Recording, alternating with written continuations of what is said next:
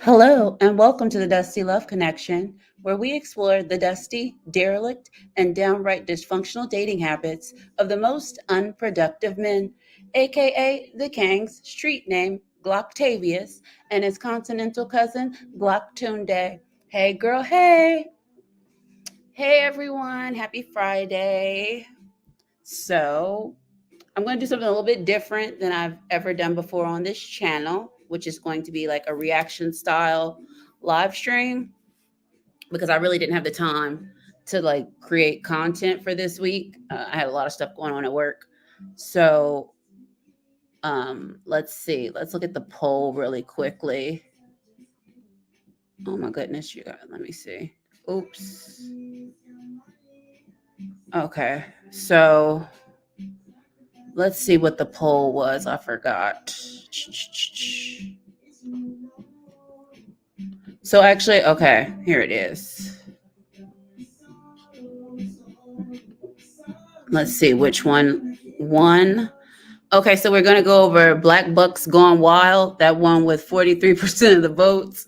And if we have time, we can also go over Beckisha finds out her buck loves booty.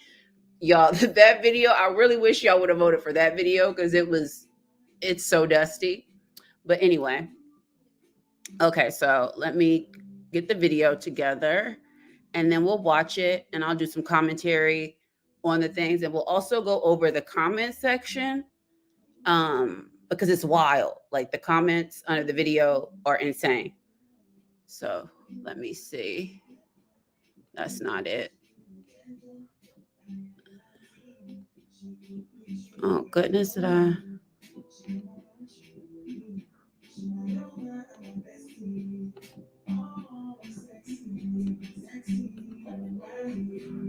Okay, here it is. Oh my goodness. Come on, Chrome. Y'all, my computer's acting a fool. Hold on. Okay, there we go. Now I'm back in StreamYard. So I'm going to share screen. And here's the video. And his name is Say So TV on YouTube. He's an openly bisexual Black man. And he basically makes videos about being gay, like bisexuality and gay men and down low men in the Black community. And I've watched one and a half of his videos. Like, y'all, like I don't know what's going on with Black men, but it's wild out here. So let's get this started. Okay. And again, his name is Say So TV. How to get a straight Black man to go gay/bi. So let's watch this. Like, damn, that shit gonna hurt. And This is the beginning of the video. Like, he was like opening up to it, but I wasn't really pressuring him. But I could tell that the more questions he asked, the more curious he was getting. And he would express to me that he had thought about messing with a dude, but never acted on it. So I just like grabbed his booty or whatever, and he was just like, "Whoa, hold up, bro! Like, hold up! Like, what you mean? Like, you get down with dudes?" And like, I was like, "Yeah," and he was like, "Yeah, right. You don't get down with dudes, like, for real, for real. Like, a lot of like y'all don't realize that because I am masculine and I appear straight to the general public. These niggas don't even be thinking that I'm with it. They be thinking I'm a straight dude, right along with them. You know what I'm saying? Or DL maybe, I don't know, but I'm full-fledged, openly bisexual nigga. Like, yeah." And so he was just like,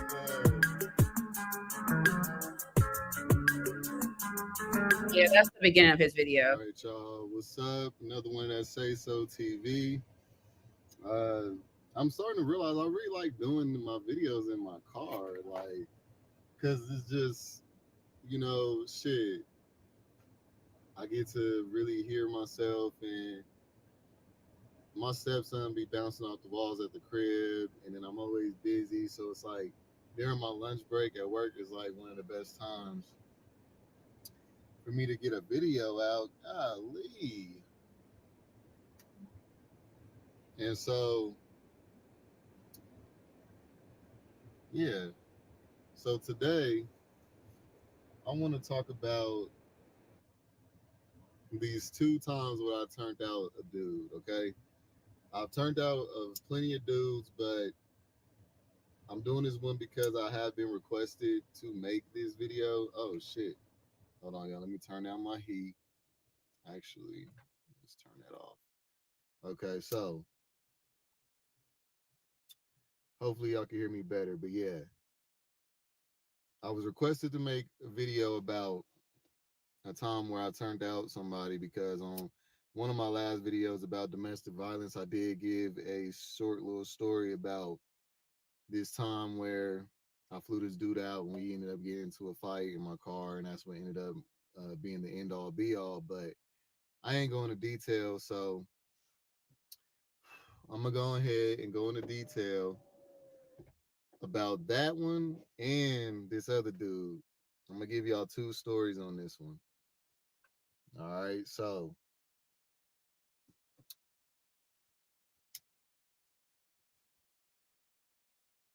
I ain't gonna say these niggas' names, but I'm gonna just say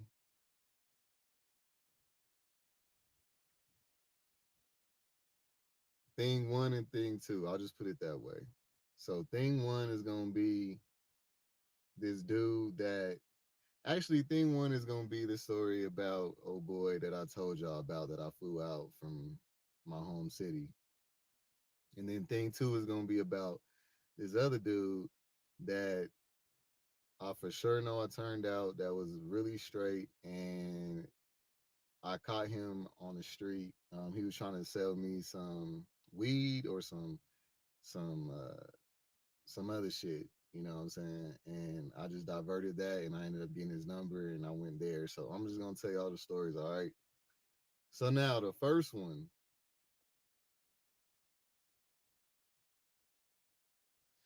with thing one, y'all. This is kind of fun. To talk about these was like shit, cause I never thought I was gonna be one of them to make one of the videos, but y'all been requesting, and I do see that that will benefit y'all. So I'm gonna go ahead and let y'all know. But basically, the first one. So with thing one, invited him out. So we had been knowing each other for a while, y'all, kicking it with the homies from back home. Um, to be honest, I was actually fucking with one of the other homies in that circle of friends, dark skinned skinny dude. Was crazy as I was fucking his brother first.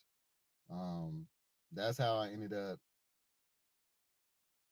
getting around them a lot because I started off fucking with one of the brothers that had a fat ass booty, chocolate dude with a fat ass. I really hope my dude don't be watching these videos because yeah, this is one I really wouldn't want him to watch, but it is just reminiscent. Ain't nothing previous. I mean, ain't nothing recent that I'm talking about. So this is all like years ago shit. About 3 years ago is about the story I'm telling y'all about right now. I just want to pause it really quickly for like the people who just came in.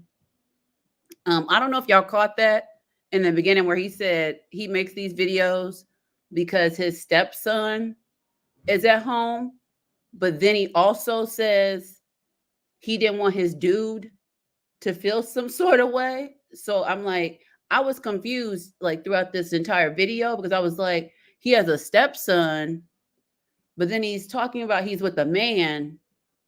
So I'm like, is he with the man and a woman at the same time? Like I was really confused by that. But anyway. And another thing I want to point out because later on in the video, he talks about how he is considered like masculine. Like nothing about this man screams masculine to me based on like the few videos of his that I watched.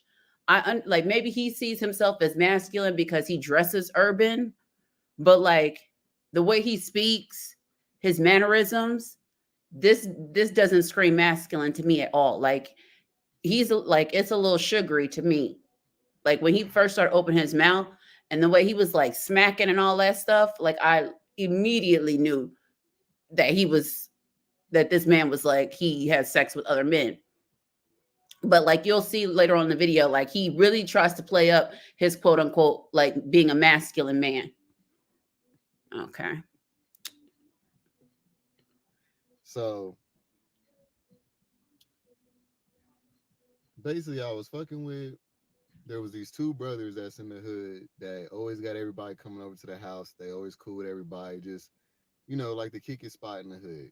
So I was fucking with one of the brothers at first because the thing is that I never understood about these two niggas is that y'all supposed to be y'all like openly bisexual, but nobody talks about y'all sexuality. Like everybody in the hood just ignored the fact that these niggas was gay or that they was bisexual. Like nobody ever talked about it. Yet all the hood niggas, all the gangsters always kicking it with them, always around. You know what I'm saying? So Why is they would tell me stories about how they would turn out this dude and that dude and which dudes was the round that was down or whatever. And basically, I was fucking with one of the brothers, the older brother that's closer to my age. And then me and him started kind of bumping heads on like some ego shit. So then I stopped fucking with him, and I would always come around a lot. I started just becoming like their friend, where I would just come around a lot. We would go out, we would get on party buses together, we would fight together, we would kick it. You know what I'm saying? Like on a regular basis, we became cool.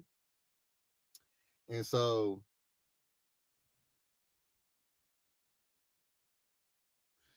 the younger brother was the one that always would tell me about niggas and the niggas that he felt like got down and niggas that he did try that went and everything.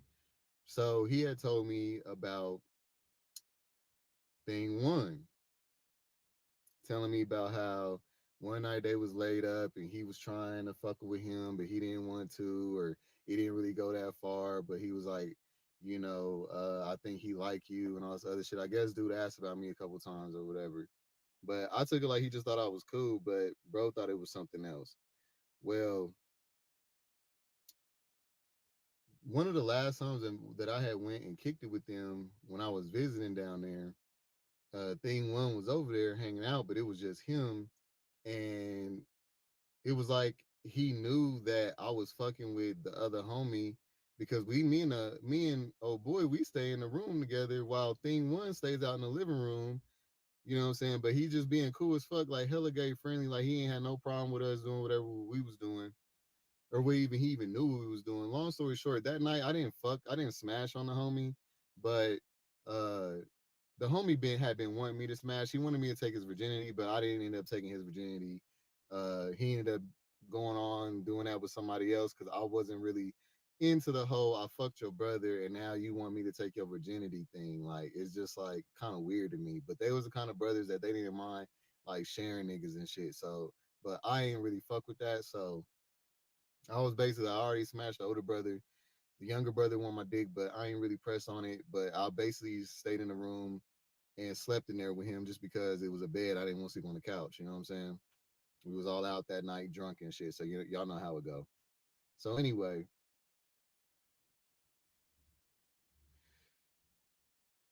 some time goes by and thing one's on my social media, just always liking everything, watching everything. I'm peeping my story, looking at who's viewing my story. He's viewing my story every day, shit like that. So I was just like, you know what? Like, let me see what's up with this nigga. I was in a fiend for some new booty, you know how it be. And it was just like, I wanted some untouched booty. I didn't want to fuck with one of these gay dudes. That's another thing about me, y'all, that y'all want to know. The reason why I started off making these videos about like DL dudes and shit is because that's all I ever got, y'all. I never fucked with like an openly gay dude before. I've tried them. I've went on dates with them, but I've never gotten in a relationship or gotten serious with a dude that was already openly gay. Um, I'll have a video about that later, but that's just been my experiences. I like exclusive niggas. I don't like hoes. A lot of gay niggas tend to be like openly gay dudes tend to be like passed around and loose and shit. And I ain't with none of that. So straight men or DL men have always been my go-to just because of that factor. But anyway, go ahead, shoot my shot at him. We get to talking. and he's telling me about the situations that he's going through, and that he wants to, come out to where I'm at to start a new leaf or whatever. Like, he was trying to turn his life around, get his shit together, and I'm looking at it like, you know what, you can do that.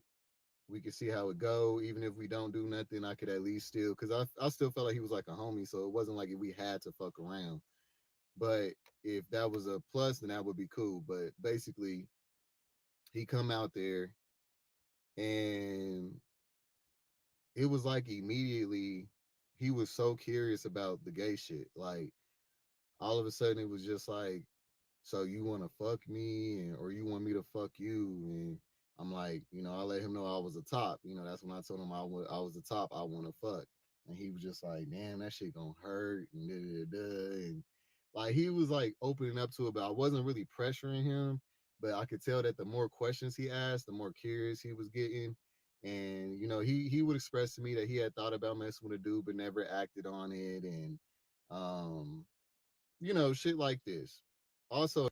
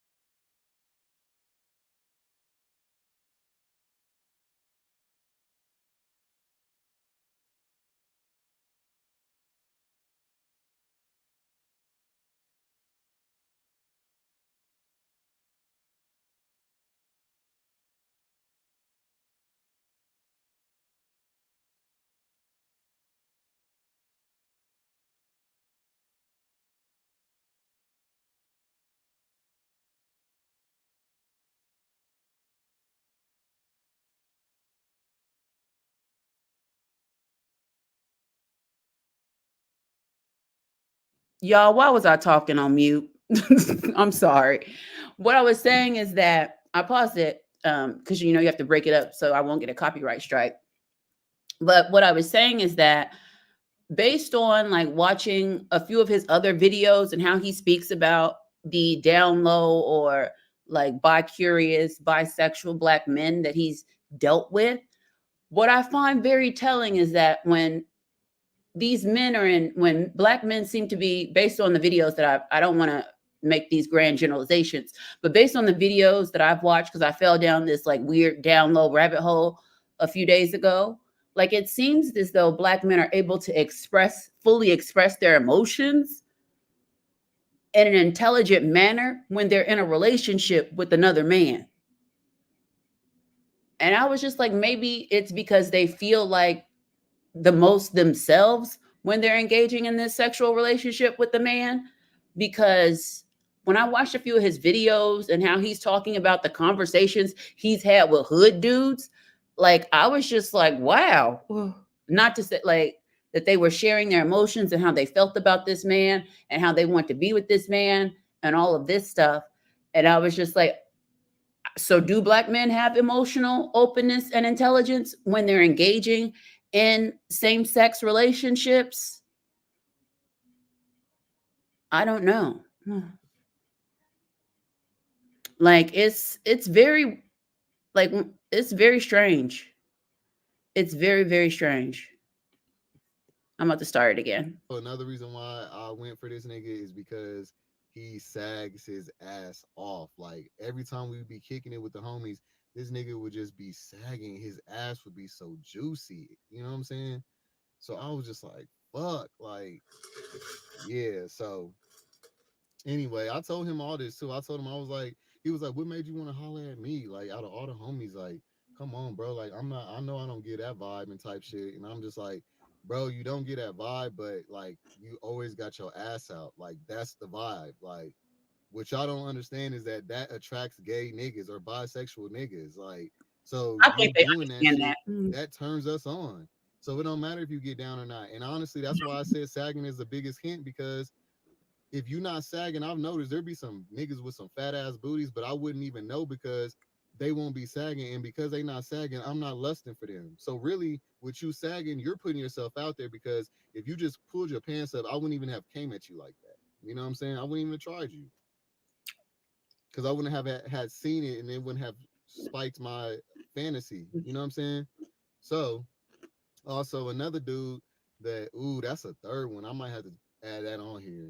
This one Mexican dude I pimped up on at my old job when I used to work for the clinic, and I came around the back to throw out some trash, and this dude was walking just sagging, like Mexican dude, like he was cute, but like this was like the first and only Mexican dude I've ever fucked with, y'all. Why this nigga was walking out, like walking around, like in the alley, like sagging and shit. Like he wasn't like on no bummy looking shit. So I was just like, what the fuck? But then like he was like, he came up to me, he was like, hey bro, like like he was asking me something, but he was like slurring his words and he was real loose. I could tell he was drunk. And so like I was just like, nah, bro, like I don't know, or something like that. And nigga, I became brave. Sometimes I just do shit on some brave shit where I'll just like take a risk, because closed mouths don't get fed. If you don't try nothing, you won't get shit. So I just like grabbed his booty or whatever, and he was just like, "Whoa, hold up, bro! Like, hold up! Like, what you mean? Like, you get down with dudes?" And like, I was like, "Yeah," and he was like, "Yeah, right. You don't get down with dudes. Like, for real, for real. Like, a lot of like y'all don't realize that because I am masculine and I appear straight to the general public. These niggas don't even be thinking that I'm with it. They be thinking I'm a straight dude, right along with them. You know what I'm saying? Or DL maybe, I don't know, but I'm full fledged, openly bisexual nigga. Like, yeah." And so he was just like, he's like, yeah, you don't fuck with dudes. Like, yeah, right. And I was like, yeah, bro. He was like, yeah, right. He was like, prove it then, prove it. And I was like, and it's just me and him in this alley, y'all. And I was just like, what you mean, prove it? He was like, let me see your dick, or let me grab your dick or something like that. And I was just like, or I don't remember what he did, but basically like we exchanged the social media, and he wanted to link up that night. And like when we linked up, like, yes, I smashed and everything, but let me just tell y'all how what he told me, so that y'all can understand why these type of niggas have become the the face for DL niggas. Because he was like, I was like, so like we got to talking after I smashed him or whatever. Which, by the way, I'm smashing him. He crying and shit. Like, that's how you be knowing that these niggas don't be fucking around like that, when it based on how they react or how they receive the dick. But anyway, we got to talking after that, and he was just like, "Yeah, bro, I ain't gonna lie. Like, yeah, I do be walking around sagging and shit just to see who goes, like, you know, like shoot they shot or whatever. Like, I don't be knowing how to go at niggas, so I don't be knowing. I just do what the fuck, Like, he admitted to me that he sags to get niggas' attention. Like, and this nigga got a whole baby mama and everything. Like, I mean, he got to telling me hella shit. So anyway, that's just, I kind of went off sidetrack. That's one dude about a Mexican dude I turned out from my job. But now let me go back to thing one. So he comes out, we chopping it up. Like, it took about what, maybe like a week. And then all of a sudden he was ready, boy. I'm talking about, I was at work one day and he was just like, yeah, he was like, I'm ready to try that shit. Like, when you get off, like, let's just get into it right when you get off. I don't even want to talk about it because it makes it weird and all this other shit. Let's just do it. And so I was just like, all right, cool. And so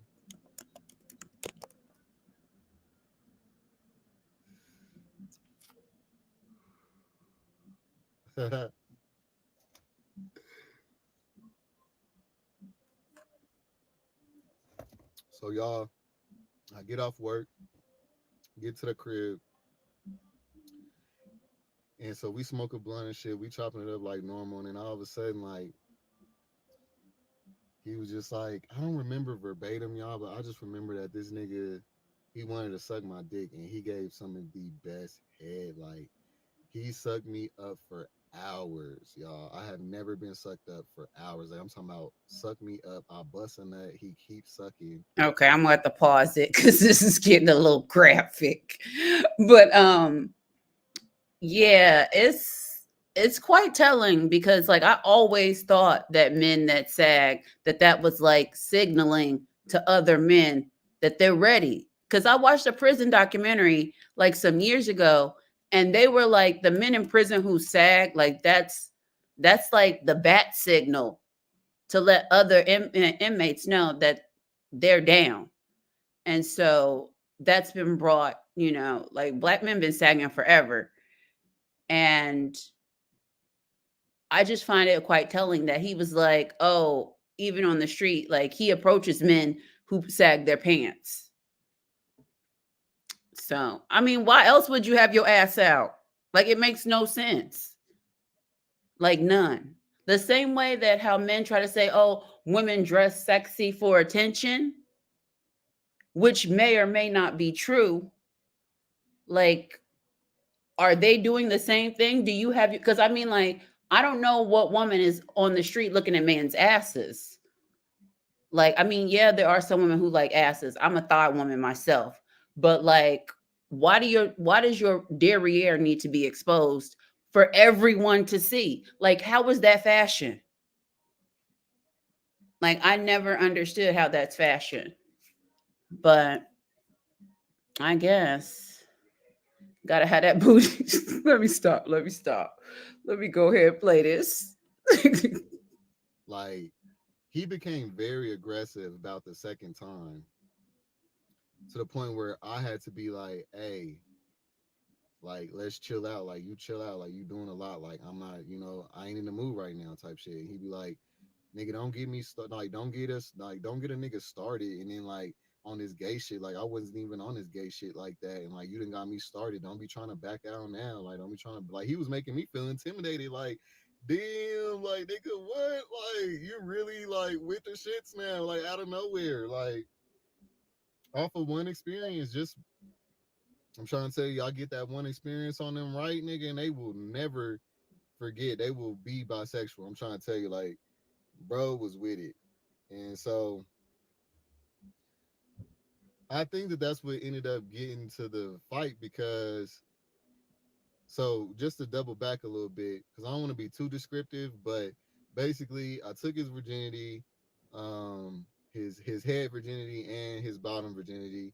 I started like, I smashed him. And the first time it was like, man, like it was so good. Like, I mean, virgin booty is some of the goodest shit, y'all. That's all I gotta say. And like I said, he sucked me up for hours. The second time, it was like a lot of head as well. He was trying to come on to me, and I had got home from the club or something that night, and I was really just kind of like, I don't know. I feel like he was just coming on a little too strong, and it was just kind of like turning me like a little left. You know what I'm saying? And so I really didn't fuck with him that time. So then, um,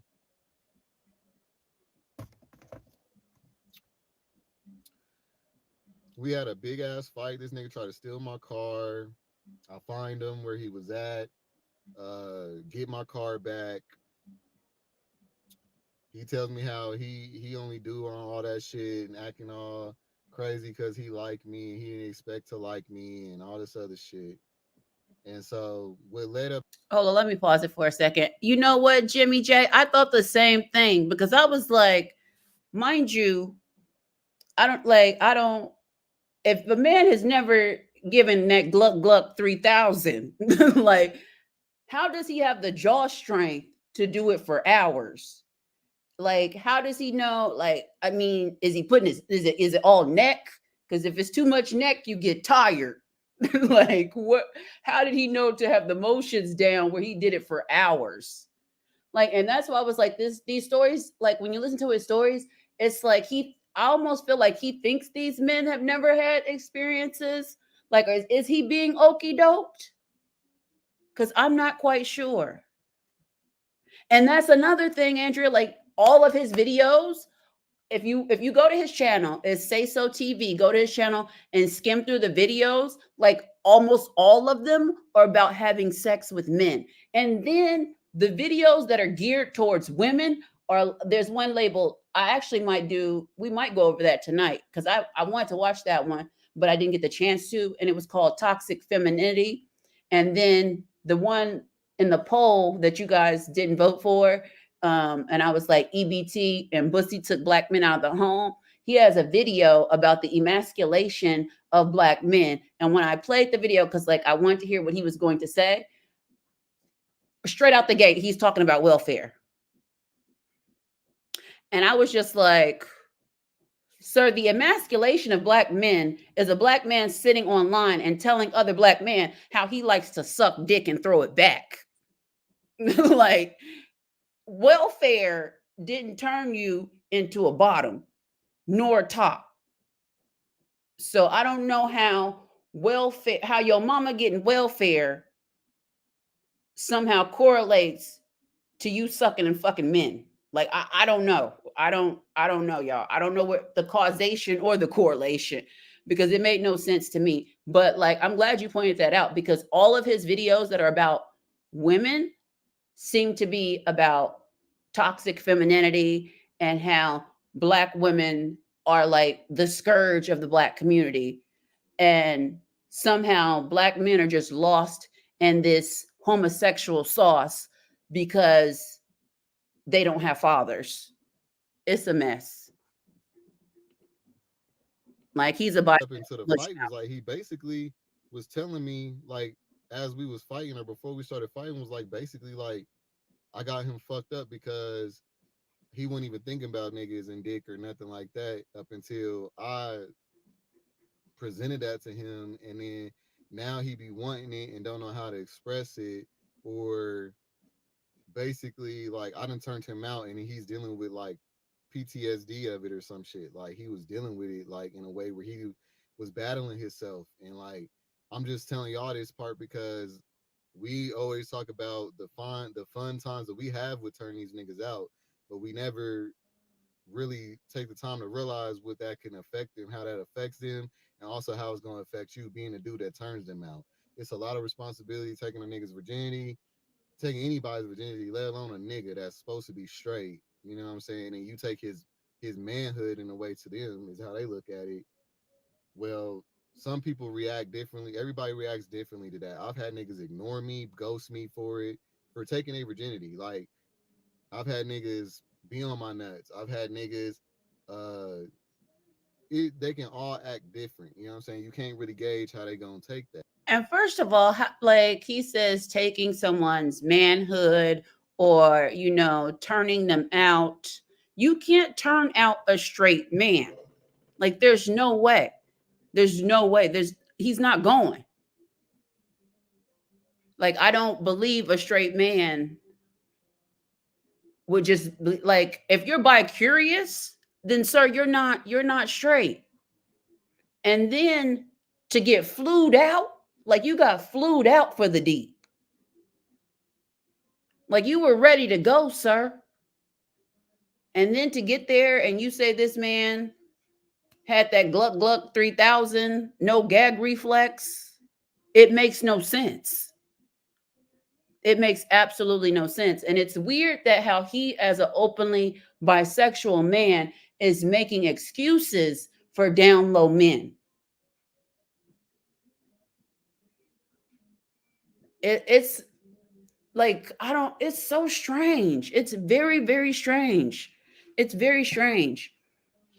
And then he, like, I really wanted him to really clear up that point about him having a stepson, but then talking about his dude. So like, is he dating a man and a woman? And I'm just like, and then you have to think about how his hypersexuality, and he seems to be sexually irresponsible. Even if he is using a condom, it seems like he's throwing it far and wide. It's very, very strange. And then another thing that, like you said, they never talk about the high STD rate, the HIV infection again, amongst MSM, which is men who have sex with men, specifically in the Black community. They're the least likely to be on PrEP. They're the least likely to have had a HIV test in the last like 18 months. And when you look at the statistics, which we're going to get into after this video, like, because I know a lot of people like to talk about, oh, the percentage of, Black women account for the highest percentage of new women infection rates. But when you really break down the stat, what's happening is more often than not, Black women are acquiring HIV, STDs, and what they think is monogamous relationships, right? And then if you were to compare that to white women, probably about 10 years ago, white women were contracting HIV through drug use, like IV drug use. But the most recent CDC study shows that white women's HIV rates are accelerating, whereas white men's are not even amongst gay and bisexual white men. So one would have to think, where is Becky getting this HIV from? Because she's also increasing in her single motherhood and the rate of biracial children that she's having. So one can only put one and two together, which gets three. And it seems like black men are just giving HIV to everybody.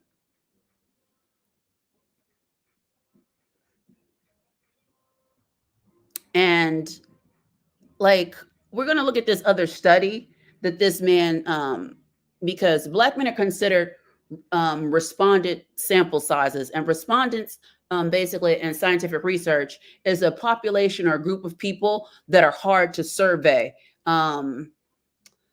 or they're unlikely to be surveyed population because they oftentimes don't partake in these surveys. So I'm not going to dive into that now. We'll get into that later, but we're going to look at a self-reported study of black men who sleep with men and what they believe down low means. So we'll get into that after this. That. And so I feel like I got attacked because of that. Like I done got this nigga all up in his head and all up in his confusion. Now he don't know who the fuck he is, and now I'm getting choked over in the fucking seat, and I done had to beat this nigga up and get this nigga up off of me, and then this nigga done got to jail. You know what I'm saying? So it's just that's how that circumstance of me turning that nigga out ended up. That was thing one. All right. Now moving on to thing two. Now this nigga was like he's out here in Colorado. He's a hood like celebrity. Like everybody know this nigga. I didn't even know that he was that popular until after I had already smashed him. But basically, I was out at the club at this gay club with all the homies, and in Denver, the gay club is right next to all the straight clubs. So you come out that motherfucker, and there's a whole strip of clubs. Well, a lot of the hustlers and drug dealers would be on the corner by that 7-Eleven, and they be offering y'all all kinds of shit. They know that there's hella clubs right there. Everybody want coke, weed, all kinds of shit. So I just want to stop it real quick since he brought up drugs. Another thing that I read in my research behind this video, I don't know if you guys know that black men are overdosing at rates even higher than white men now. And then there's also an increase in black men using methamphetamines because it is a gay sex drug. Um, yeah, so that was, hold on, let me see. Okay, so we're going to actually, after this is over, we're going to go over exploring influences on methamphetamine use among black, gay, bisexual men and other men who have sex with men in Atlanta. This was a focus group. And it's wild the number of black men that are using methamphetamines. Like, they're highly strung out. They're strung out. They're engaging in extremely risky sex behaviors. They're sleeping with multiple men. They're engaging in sex work and all of these things while not using any of the resources that are being promoted for their sexual health. Because like when it comes to HIV awareness and anything of that sort, like they're always trying to get black men to get on PrEP, to get tested, to do all of these things. Like there's so many awareness and outreach groups that are geared specifically towards gay, black, and bisexual black men. And from what I've been able to deduce, these men just don't partake. And oftentimes these services are free. Like there's a clinic in Atlanta and they were like, they offer gay men PrEP. And they were saying that white and Latino, even though Latino men apparently engage in high risk sex as well, just like black men. But they were saying that white men were more likely to get tested routinely, because they say that if you're a man that's having sex with other men, you should be getting tested like at least every 6 months, and that you should also be taking PrEP. And at a lot of these clinics, like you can get PrEP for free. And they were saying that black men do not want to get the prescriptions, which is wild because you can take the medication and not get HIV. Like it's extremely, extremely reckless behavior.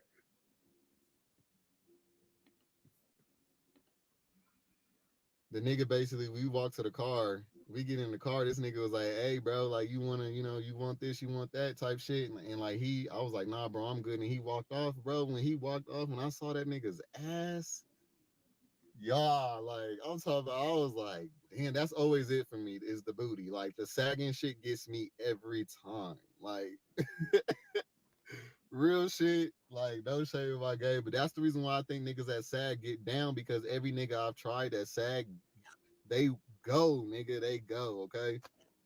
So anyway, and not in the way that bottoms be thinking. Like y'all always be thinking that these niggas want to fuck y'all just because they fuck bitches. I've literally talked to a DL bottom before and asked him if like to fuck bitches, why don't you just fuck niggas? Like bitches, or why don't you just fuck bitches in the asshole? Like niggas got, everybody got an asshole if you just want to fuck.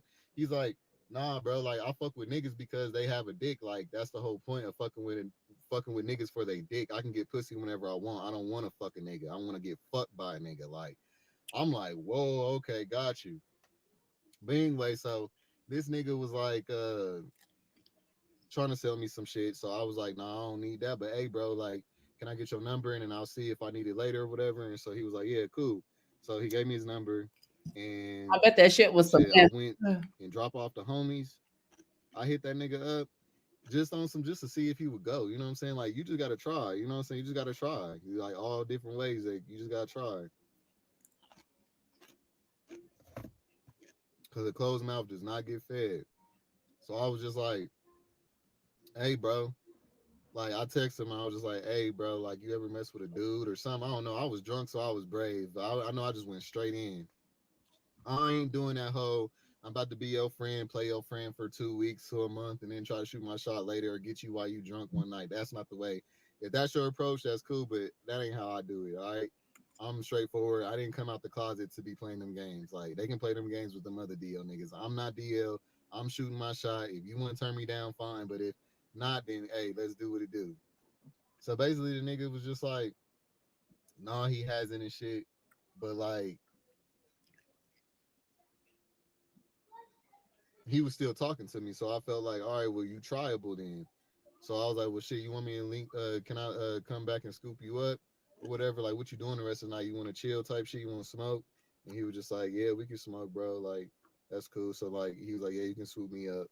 And so I went back and swooped that nigga up. Took that nigga back to my bro's crib. Me and that nigga was in the living room chilling for a minute. And how I started, I was like, hey, bro, like, I was like, you ever let a girl like eat your booty before? And he was like, no. Also, just to stop it again so I don't get a copyright strike, what I find quite interesting is how easily, like, he's able to get in, like, these men to just be like, okay, we're going to go back and we're going to do what it do. Like, these men are hoes. They really are some hoes out here. And it's so strange that they then try to project their whorish Jezebel ways onto black women.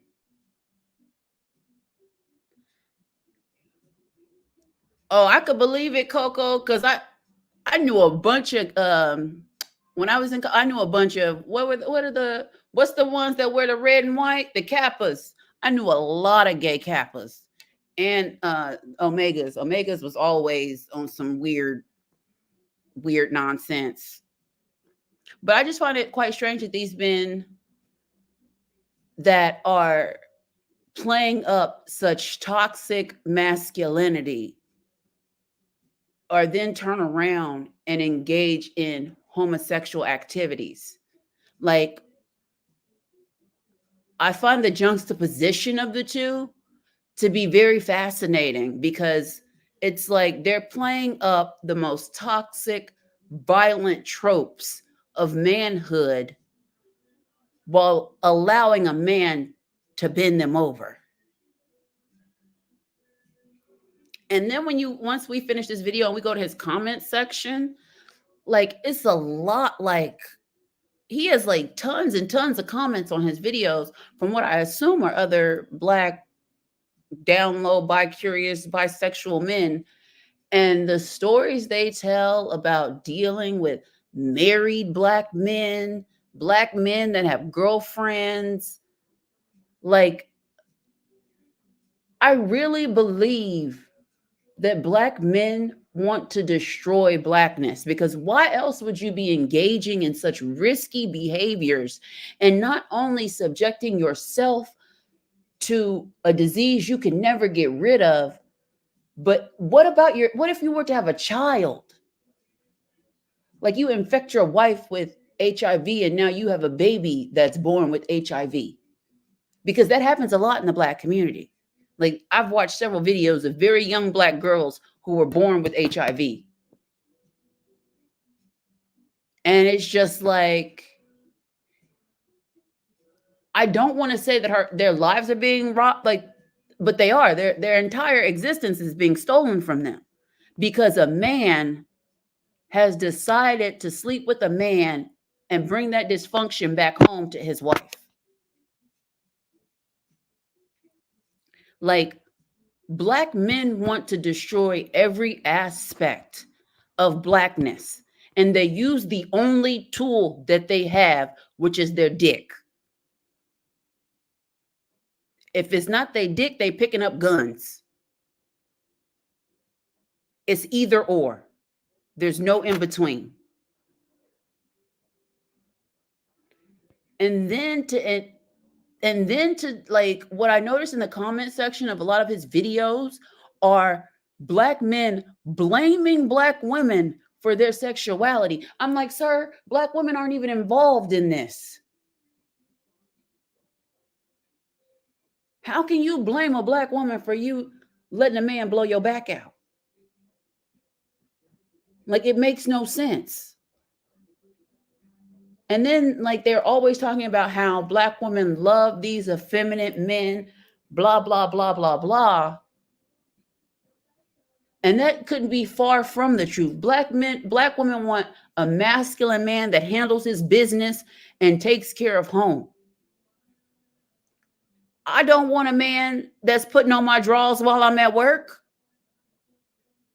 Like, the mental gymnastics that's going on this man's channel by other black men because they engage in this behavior is atrocious. And it's like you're sleeping with other men. You don't want other men to find out you're sleeping with other men. It has nothing to do with black women.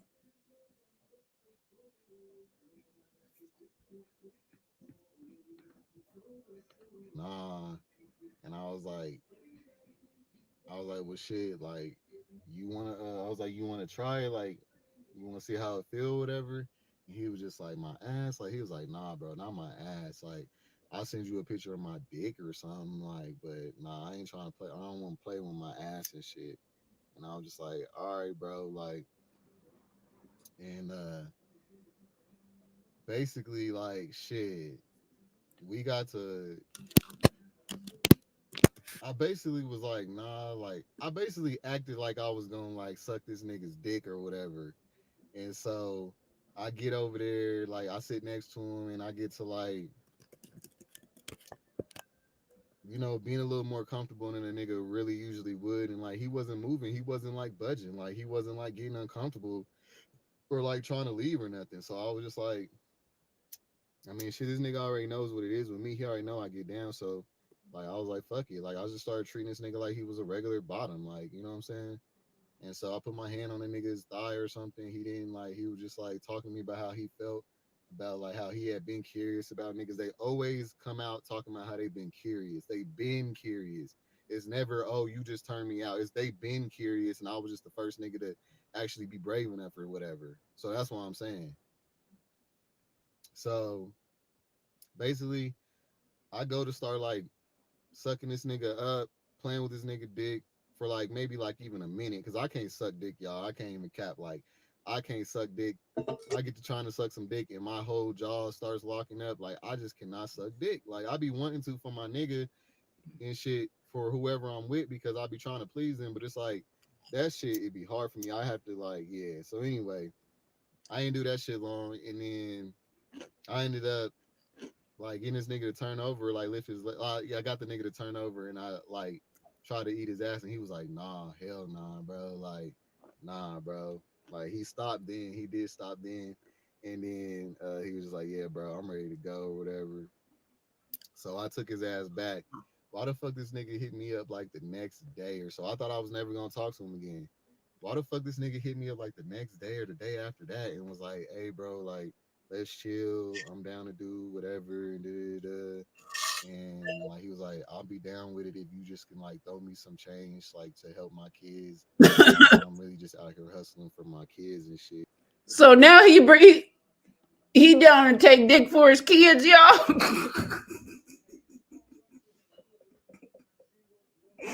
Oh hell no. Mm-mm. Man said he gonna take dick to feed his kids. So now he blaming his bisexuality, gayness on his children's need, on his children's neediness. Why you gotta lie on the babies like that? Sir, you been ready for that Gluck Gluck 3000. You did not have to bring your children into this homosexual nonsense.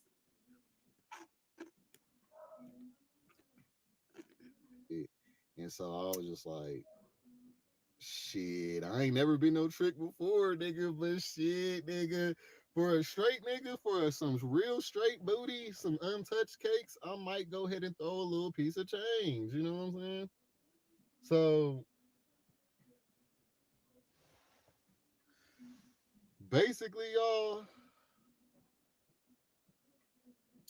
I pulled up, picked this nigga up, took him back to a hotel this time. He was drunk as fuck. He gave me a little bit of the drink. I get this nigga in the room, and when I tell y'all, bro, this nigga let loose on me. Like I'm talking about, like I had to start it. I did start everything, but this nigga got to throwing it back, calling me daddy and shit. Like I could tell he hadn't been smashed before, but the nigga was loving it, y'all. Like Calling him daddy and throwing it back. But he apparently ain't been smashed before.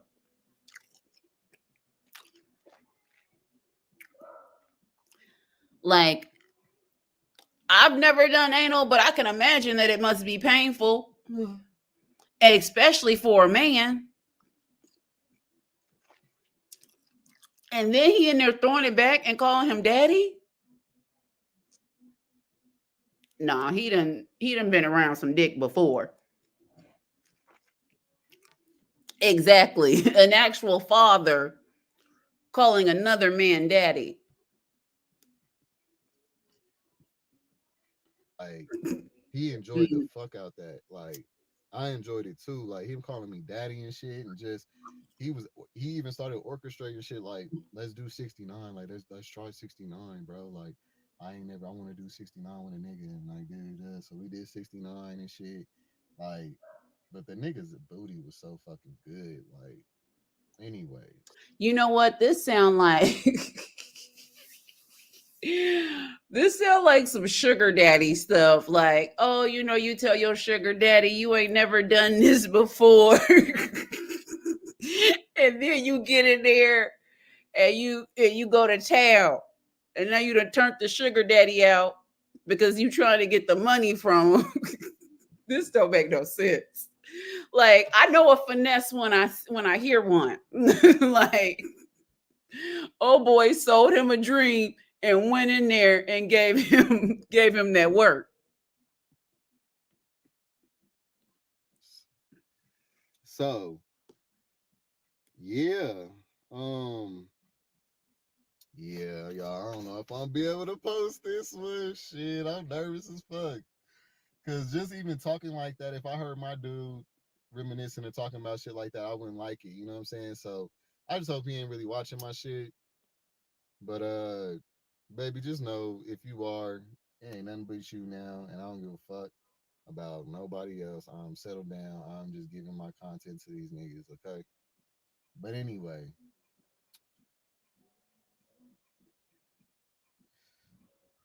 after that, buddy was hitting me up all the time, trying to kick it, and like I feel like I let him down. I ain't gonna lie because like after that, I really didn't fuck with him like that after that. But it's because I was dealing with some other shit, and I wasn't really like, that was just fun for me at the moment. I wasn't really trying to be serious, or I didn't know what I was doing. This was a long time ago. You know what I'm saying? So uh, I just know that he was really like trying to fuck with me, and I kind of like threw him off to the wayside. But shit, it's crazy because every time that I would go out or like whenever I would kick it with other niggas and shit, he would always be around. That's how I found out that he was hella popular. Like I'm like, damn nigga, like it'd be out on the street at an event downtown or just out kicking it with the homies and like all of a sudden like this nigga pop up or we going buying some weed from this nigga. And I'm like, damn, like and the whole time I'm just like, what's up? And he like, what's up, nigga? Yeah, nigga, you ain't hit me up. Like, like the DL code, and don't nobody else know that me and this nigga fucked around, but he'll be like, yeah, nigga, you ain't hit me up in a minute, nigga. You better hit me up type shit. Like that's how he'll talk to me when he see me. And it's, I'm talking about the nigga that threatened me and shit, sent me messages like, nigga, I'll beat your motherfucking ass next time I see you. You gonna ignore me? Like he would really act like a bitch. Like these niggas really like you penetrate somebody. I'm trying to tell you, you hit that spot, they get to acting like a bitch too, like straight up. And so after a while, he blocked me off of Facebook and everything. When I went to go back and hit that nigga up, like I was blocked on everything. And yeah, so but I mean, he was cool. He brought me around his family. Like he invited me over to his people's house. I went in there and I smoked a blunt with all of them, all of his cousins and his uncles and shit. And I mean, he was cool. You know what I'm saying? But I ended up, moving around or whatever, and we lost touch. But um, yeah. So that's that. That's thing two. And all I gotta say about these is that y'all just gotta shoot y'all shot. Y'all never know. This is the reason why I don't like my relationship around certain straight dudes or even family members that I got that just be sagging and shit. And I'm like, hey, nigga, pull your pants up. Like, you know what I'm saying? Y'all don't understand what y'all are doing. Like, y'all really think y'all just like just following rappers and shit. No, like, so yeah, that's my story time on the times that I turned out some niggas. Let me know what y'all think. Comments, subscribe, like, show y'all's relatability to this on when y'all turn somebody out. And yeah, I'm curious to know. So Kelzo say so, and I will see y'all on the next one. Peace. Okay. So we're gonna scroll down to these comments. And then hold on. It says Jeffrey Lather says on the topic of getting a straight man to go gay or bi, I've never had any luck with it. I've been involved with 3 guys who were straight and black, and I thought we were just kicking it and having fun, and them dudes messed around and fell in love and got attached. Anybody who go after a straight black alpha male, that's that doesn't exist, sir. You should know what they are doing. You may just get more than you've bargained for, just saying. Let's read the replies. He was like, they're bi or gay. Don't let their denial fool you. Please, they were never straight to begin with. I agree. They become too jealous from my experience, but they're not straight, not even from the beginning.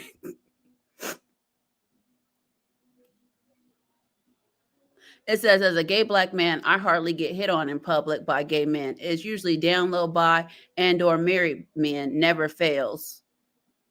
And then a whole bunch of them say same.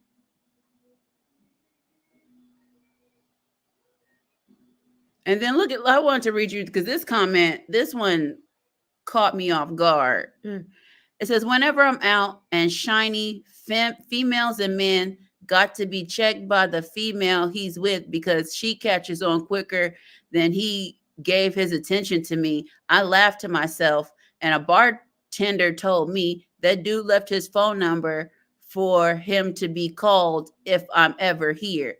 I gave the bartender a big tip not to, and then fucker, he's not. I don't know. That just that was weird. He says there's way more bisexual men than gay men. The thing is, most of them prefer to be in a straight relationships to avoid being judged by their family and society and suppress their bisexuality. Some do it forever. Some of, I guess he meant them, can't resist and live a double life. I'm a gay guy, and almost every bi guy I've come across either had a girlfriend or just want sex from men, nothing more. Only a few would try a relationship. And then what else?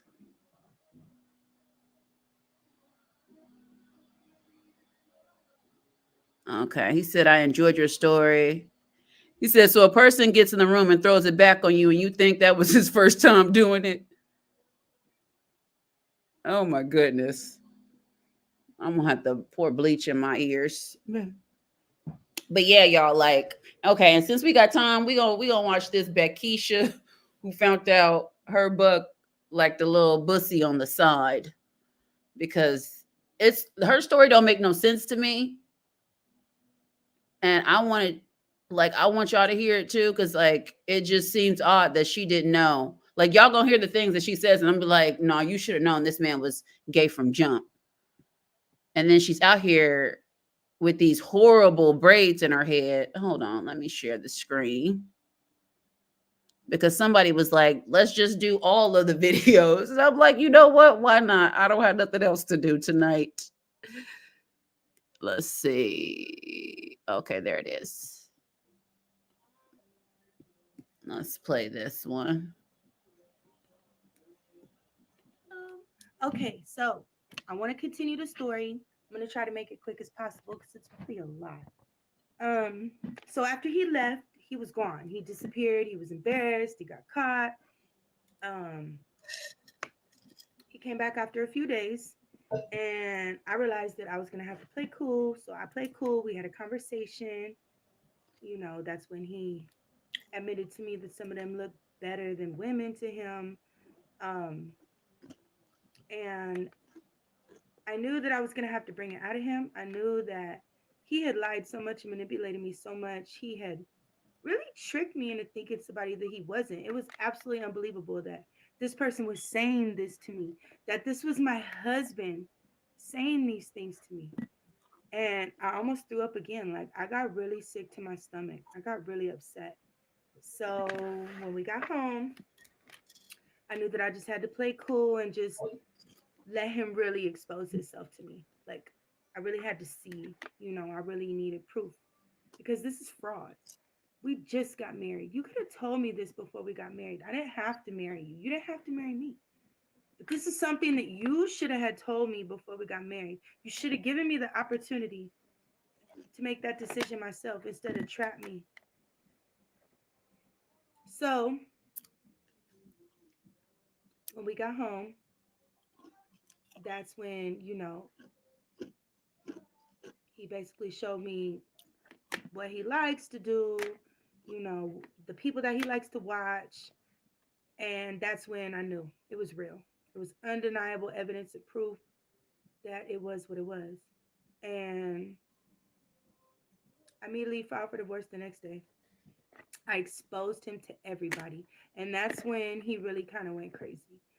I told the witness to our wedding. And when I called him, this was a person that grew up with him in Chicago that knew him for like 30 years and was like, oh, I thought you knew. That's why I was looking at you like that. I'm like, what? No, I didn't know. Like, what would make you think that I would be okay with that? He's like, oh, well, he was known for that. He was known for that in Chicago. He was known for telling. And it had been rumored that he had been doing download gay shit. Wow. Because of the lifestyle that he was living with drugs and prison and just totally lost in the sauce. Okay, so apparently her husband was in prison for from what I was able to deduce for like 15 years. Baby, if she thought that man was straight, she lost her damn mind, y'all. Like she really thought this man who had been in prison for 15 some odd years was heterosexual. And then the thing is that she was like his best friend knew the entire time. But she was like he was apparently like in the life, so I'm going to assume like gang related, what have you. So I'm just like I guess he was a homo thug, and um I'm just like his friend from 30 years, you don't think he was blowing his back out too? Cuz I don't know any heterosexual men that would just hang out with a gay man unless it's like a relative. Maybe like I don't know too many black men that just have gay male friends. Like most straight black men are, or the ones that I assume to be straight, come across very homophobic. But then they say that men that are super homophobic are actually, you know, homosexual. But anyway, let's get back to the video. Once a person is You look a mess, y'all. does something like smoke crack or tell on their friends, they're capable of doing anything. Hold on. So she married a man that was in prison for 15 years, a crackhead, and then he was a snitch. Baby, she listen, crackheads will do anything for a fix.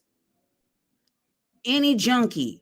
Junkies will do any and everything for a fix. So if your man is smoking crack, I wouldn't put it too far past him to be doing anything to get a hit. And my thing is like she seemed like she has lived a very rough life herself. So I'm just like, how did she miss all of these cues? Like you married an ex-con crackhead snitch, and you thought that this was just going to be some marriage blessed by white baby Jesus? And then yeah, like she said, he'd be dipping out. And I mean, I guess she might have assumed that that was him, like junkies disappear. So maybe she thought he was out doing drugs or something. I don't know. Right. So it's a lot going on in this hood fairy tale. And this is true in the streets. You can depend on that. So it was absolutely shocking to me, but it made me upset. I'm like, why you didn't tell me? Like, I felt betrayed on all sides. Like, why you didn't tell me? And he's like, well, I didn't know you. That's supposed to be like somebody that I know. I don't really know you like that, so I couldn't tell you. He's like, it is what it is. Like I knew it would come out. I was like, wow. So at the end of the day, I prayed for the truth. I got the truth. I quickly filed for divorce. I exposed him to everybody that he knows, everybody that I know. But she said she exposed them, but they already knew. And of course, he's lying. And of course, he's acting like it's not true. But in his heart, he knows the truth. And I have enough documents and evidence in court to prove the fraud of the marriage. That this person was a total catfish, somebody who was a total con artist, somebody living a double life, somebody very deceitful, dishonest, with alternative intentions. Um, Shortly after we married, I remember him saying, "Oh, well, that's my car because we're married." Like, wait, no. Just because we're married, it doesn't give you the right to take my property, disrespect me, disrespect my property. stay gone for days, just totally disrespectful things. It gives you no right to do that to anybody. And when you're out here ugly, living a double life and being deceitful and being evil to good people, genuinely good people, God is going to protect those people. And One more just to cut in real quick. Like, because her husband or her ex husband, I mean, I would assume because she posted this video in like 2021. I would assume they're divorced now, right? I want to know, how did she meet this man? Like, I bet you, I would bet my entire paycheck she met this man on one of them convict websites, because she makes it seem like she did not know anything about him when they got married, except for he was a convict, crackhead, and that was about it. And she married this man. Like, I believe he was writing her all these long lovey-dovey letters from prison, because she, in another video, she was like, he moved in with her, so he didn't have his own spot. I'm thinking he got out of prison, moved in with her. He immediately was like he wanted to marry her because he didn't have nowhere else to go. And then she says he would take her car and be gone for days. And I'm just like, this story is real raggedy. Like, it's real raggedy. everything will come to light. You just have to look for the truth. You just have to be ready to accept the truth. And I Yes, feel like Angelica, for this all is you women her. out there that have inclinations, for all you women out there who see signs, Yeah, I think this is the one, because she was like, she caught them.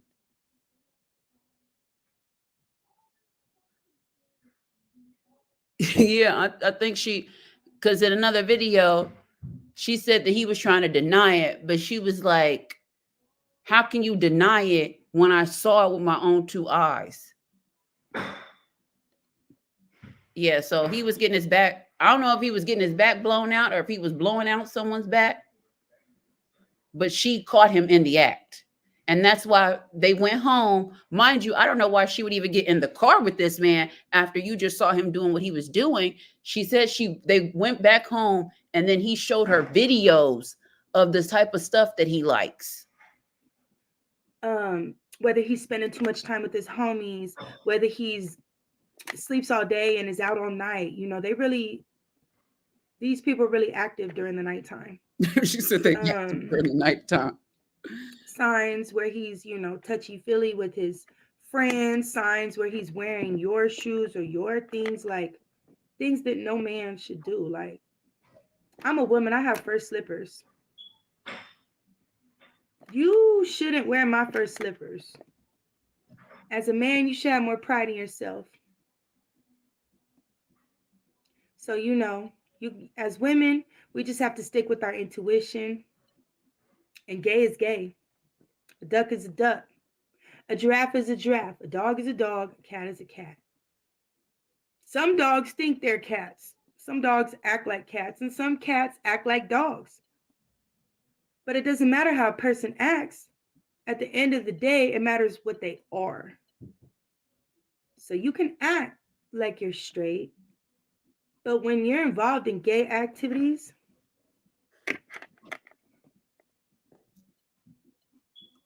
it is what it is. And I think that's wrong with the culture right now. I feel like that's the problem with these men. Did y'all catch that? Did y'all catch what she said? That's what's wrong with the culture. What culture do y'all think she's talking about? Whose culture do you think she's talking about? Because I highly doubt she's talking about white men. Because white men wouldn't touch this with a 10-foot pole unless he himself is a wigger. So, like, she's clearly talking about the Kangs, because that's probably all she can get, and that's all she's accustomed to is down low prison Kangs. Because I'm sorry, like, I wouldn't, if first of all, I would never date a man that went to prison. Like, I'm just not doing it under no circumstances, unless it's like you were protecting me and then something like that. like, or if that was my husband and he was protecting our daughter or a child or something, he ended up going to jail, that's something totally different. But I'm not just going to be dating men that have been in prison. Like, I'm just not. And then she said he was in prison for 15 years, y'all. 15 years. I'm sorry. Any man that's been in, I had this conversation with my sister, and I was like, any man that's been in jail for longer than 18 months, I'm gonna assume he gay. Because I don't believe a man could go almost 2 years without doing it. I just really don't. I really don't. I feel like eventually they're gonna succumb because they gonna get sick of their hand or whatever they're using, and then they're just gonna be tossing salad. It's just they're extremely hypersexual. And I've watched enough prison documentaries to know that they think that what goes on, if they gay in prison, once they get out, that does not count.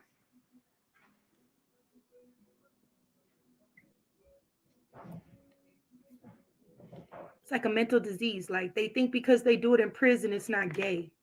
They think that because they do it in prison, they can come out and nobody's gonna know, or nobody's gonna pull their card and expose them. So I'm going through my divorce process right now. Of course, he's running and hiding, lying to the server, lying to me, lying to everybody because he doesn't want to be served, because he doesn't want to face the truth. But with or without him being served, the truth always comes out. Everything that happens in the dark comes to light. And my divorce will be finalized and I will be free from somebody like this who should have never came my way in the first place. Because I told them when I met them to be real with me and to be solid with me. Because anything else was going to be exposed and you was going to play yourself. So anybody got questions for me, comments? I get a lot of different questions and comments like, oh, how you didn't see the signs, how you didn't know, or why are you exposing him? You're not supposed to expose him. I feel like right is right, wrong is wrong.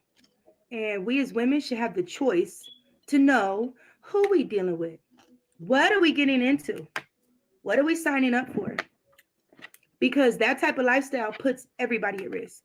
You might not care about your life, but I care about mine. And I have the right to know. Not tossing salad to when you are candy. involved in activities that puts my life at risk. I'm not gay. I'm not out here performing gay activities. I'm not out here cheating. I'm not out here doing none of this stuff prior to, like, okay, after the separation, I've cheated. But we're separated, so I don't think that's cheating, right? I don't know. This is my first marriage. This shit is weird to me. It's all fucking weird. But once we separated, once we filed for divorce, in my mind, I was divorced. I was out. He had gone. He had left. It is what it is. He moved on. He lives with the obese, overweight female who's aware of his sexual preferences and doesn't care. How much y'all want to bet it's another white woman? I bet y'all it's another white woman. I bet you he done found another white woman to live off of. And apparently she's okay with him being gay. It's disgusting. It's so weird. Who is paying for his lifestyle? Buy him a new car to drive. Everything that I won't do. And is okay with lying for him to everybody. Keeping his secrets hidden for him. And that's a lie, because she said everything that she wouldn't do for him. But like, he was living in your house. He was driving your car. And he was disappearing on you for days on end. So you're doing exactly what she was doing. She's just accepting of his gayness. Like, so there's no difference between you and her. Like, I don't understand why she thinks she's any different than the woman that he's moved on to. Just because that woman bought him a car, but you let him ride, you let him drive your car and he would disappear in your shit. So it's not, I don't see that as any different. which I'll never be okay with. So at the end of the day, Girl, these I ugly feel ass bad for her. macaron braids is sending How me. sad. How sad of an Is this existence to yarn? pay for a man's company and you paying for a down low man. Or you're paying for a man that you know is gay. Either way, it's all backwards to me. It's wild. And Is this I'm sure yarn? there's women who've been in more wild situations. Um, but I'm grateful that we live in a day and age of technology that we do where I can come and tell my story and share my experiences with you women. And this is just one of many. Like, I have so many stories. So, and I'm sure it's going to get worse because we're going through the divorce. So, um, please, anybody considering marriage, please don't use me as a testament. If somebody loves you, you don't need a piece of paper. A marriage is very much a trap. It's It it's a is legal yarn, trap, and Candy. it's I think very it's easy to yarn. get married. You get married in 24 hours, but it takes about a year or two to get divorced, unless you got a lot of money to pay for a lawyer and get all that stuff handled quickly. Which I don't. I'm not privileged like that. Um, and even if I was, honestly, I've lost so much money being good to somebody who was so bad to me in the marriage. I don't even want to put another dime towards divorcing this person. I would do whatever I have to do on my own, step by step, without a lawyer, because I've already lost enough. We're not taking no more losses. We're leveling up here. We're moving on. We're moving forward. We're living in truth, and we're going to be blessed.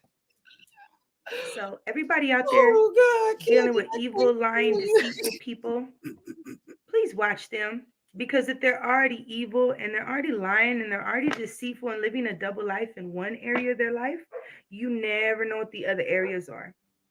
If you see signs that make you feel like a person is suspect, no matter how much you love them, remember those signs. Because, like I said, everything that happens in the dark will come to light, and all the pieces of the puzzle will come together and they'll fit. So, love y'all. Uh, y'all. Mm-mm. Hold on. And you know the thing that pissed me off about this video is like there's so many black women underneath these comments. Like, sorry this happened. I'm sorry to hear this. Shame on him. He lost a good one. This black girl, she says, I'm thinking about uploading my story. This was from 5 months ago. I found out my fiance likes trans women and was hiding it from me. And here go another buck. I'll bring you down south if he ain't treating you right. Yep, you was his beard. Hold on, let me see. Girl, they was hold on. She says this video, she put this out in 2021. The video came out in 2021. Hold on, let me scroll down. She says she married this man in February 2020. So by 2021, she already knew this man he liked pussy. That marriage didn't even last a whole year.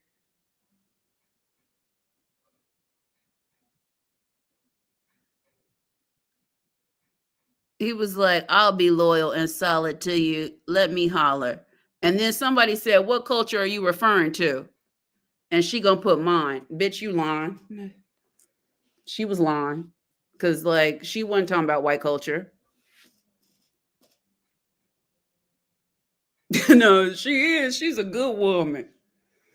She a good, she a strong Nubian, white Nubian queen.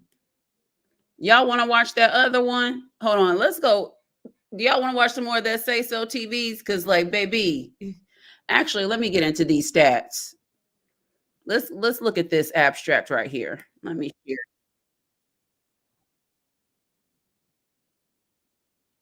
Hold on, y'all. I done got another video playing in the background. Let me close that out. Okay, so we're going to look at this here. Some statistics on the down low.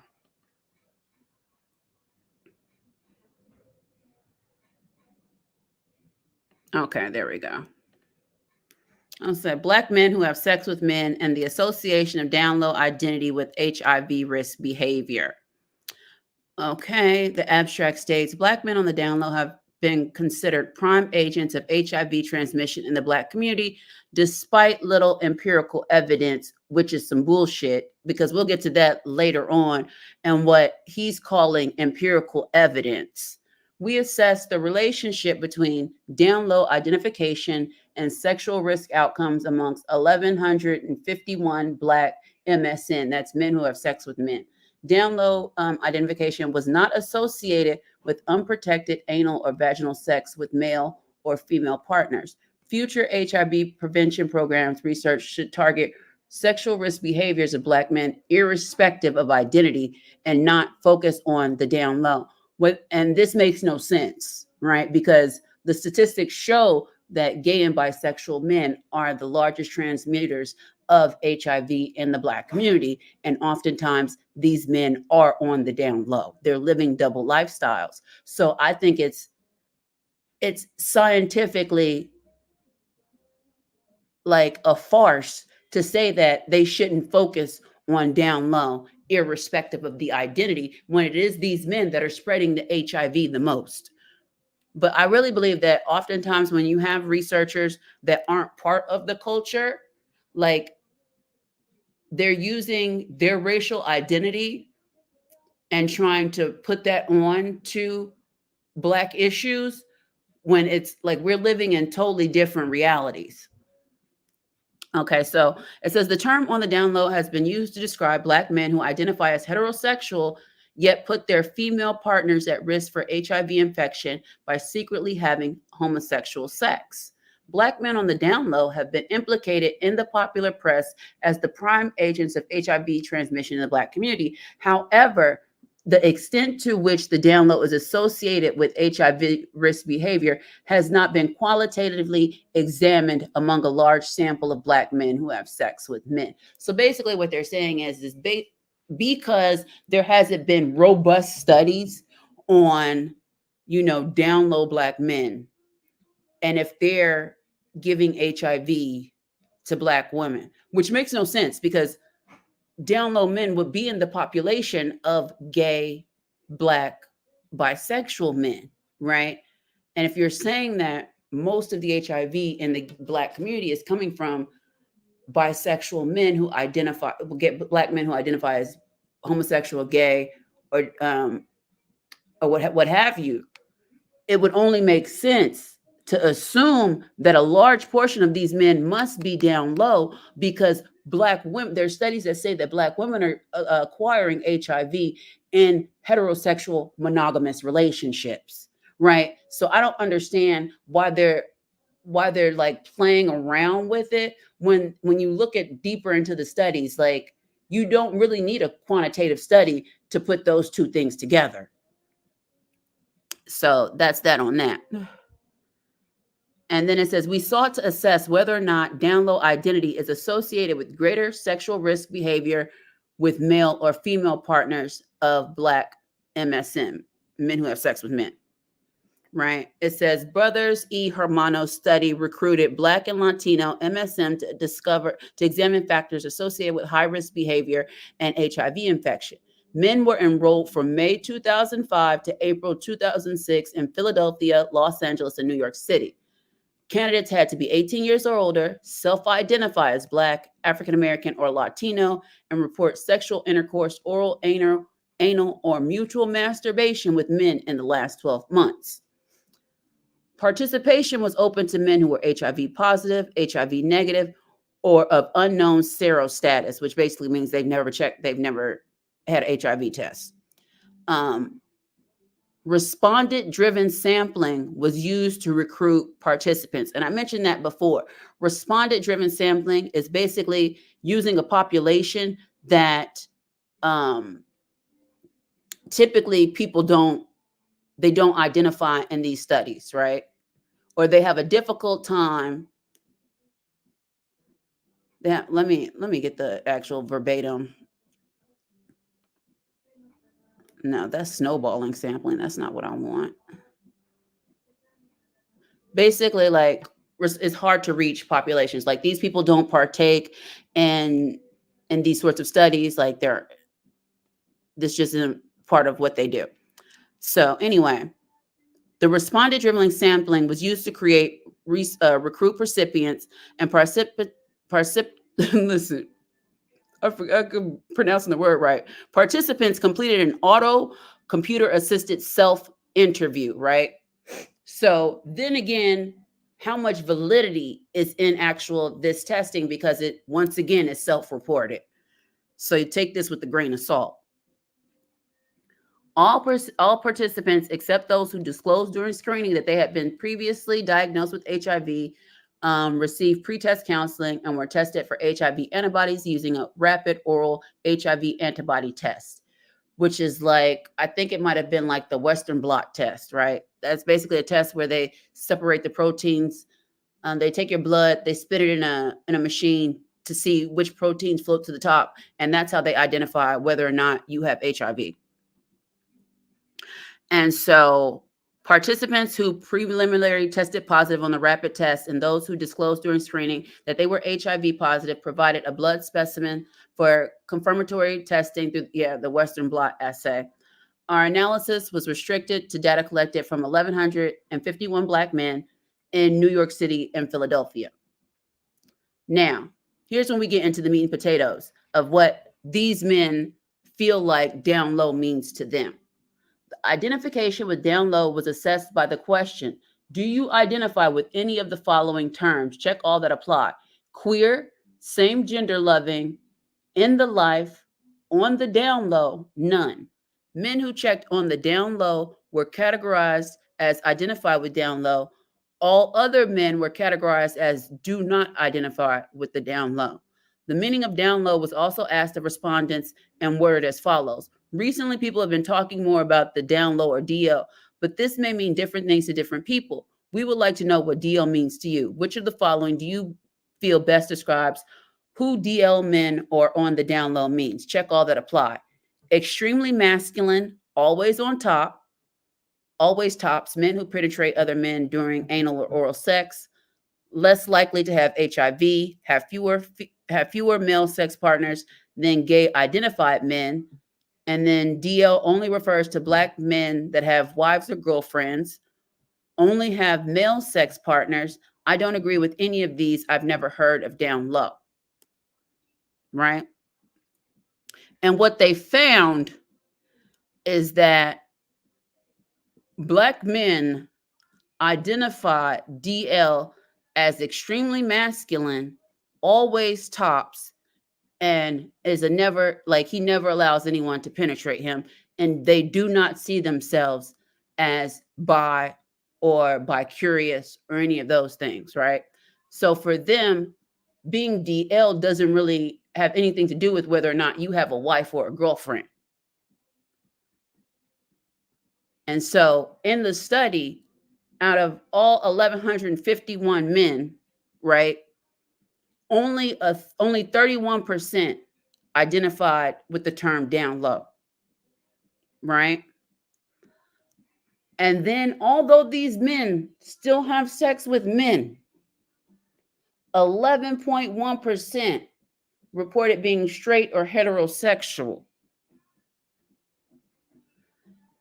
And then it says half the men, irrespective of down low identity, did not categorize the down low as having a wife or girlfriend. Over half. So over 500 of them did not think that down low has anything to do with a man having a wife or a girlfriend and then sneaking around with men on the low.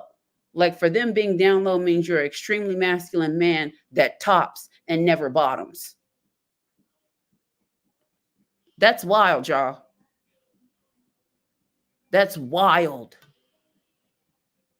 Like, so they don't, even if they are having sex with men and are married, they do not see themselves as down low. over 500 of them. And then for this researcher to nonchalantly say that, oh, we can't actually say that down low men are passing HIV when 500 of these motherfuckers said that they could be sleeping, they could be having sex with women, have sex with men, and still go back to their wives, and that's not down low. Like the participants are negating what the researchers are saying to be true through their own free will, like their own answers. So like oftentimes when you read a lot of this research, like you have to go in depth, because when white researchers are doing research on specifically people of color, like they're putting their own feelings and their own cultural ideas onto the research, right? And I see that all the time. And it really bothers me, because in a way it takes away from the scientific validity of the research. And I'm just like, how are you as a researcher going to negate the things that the participants are saying about themselves? It makes no sense, y'all. It makes absolutely no sense. And then they're trying to say, these men are saying that over half of them are saying that they have wives, they have girlfriends, and they're sleeping with men, but that does not make them down low. And we know that bisexual men, based on a quick research, will show you that most of the HIV in the Black community is coming from homosexuals. And they're passing it off to women who think they're in monogamous heterosexual relationships. And then they also have these studies. They also have these what was it, like the studies on Black men and like methamphetamines, and also the use of meth. Meth weakens your autoimmune system. So they're engaging in high risk sex and using illicit drugs that makes their immune systems weaker and opens them up to all types of viral infections. And from what I've like, they like to host these like orgy parties, like they call them meth parties apparently.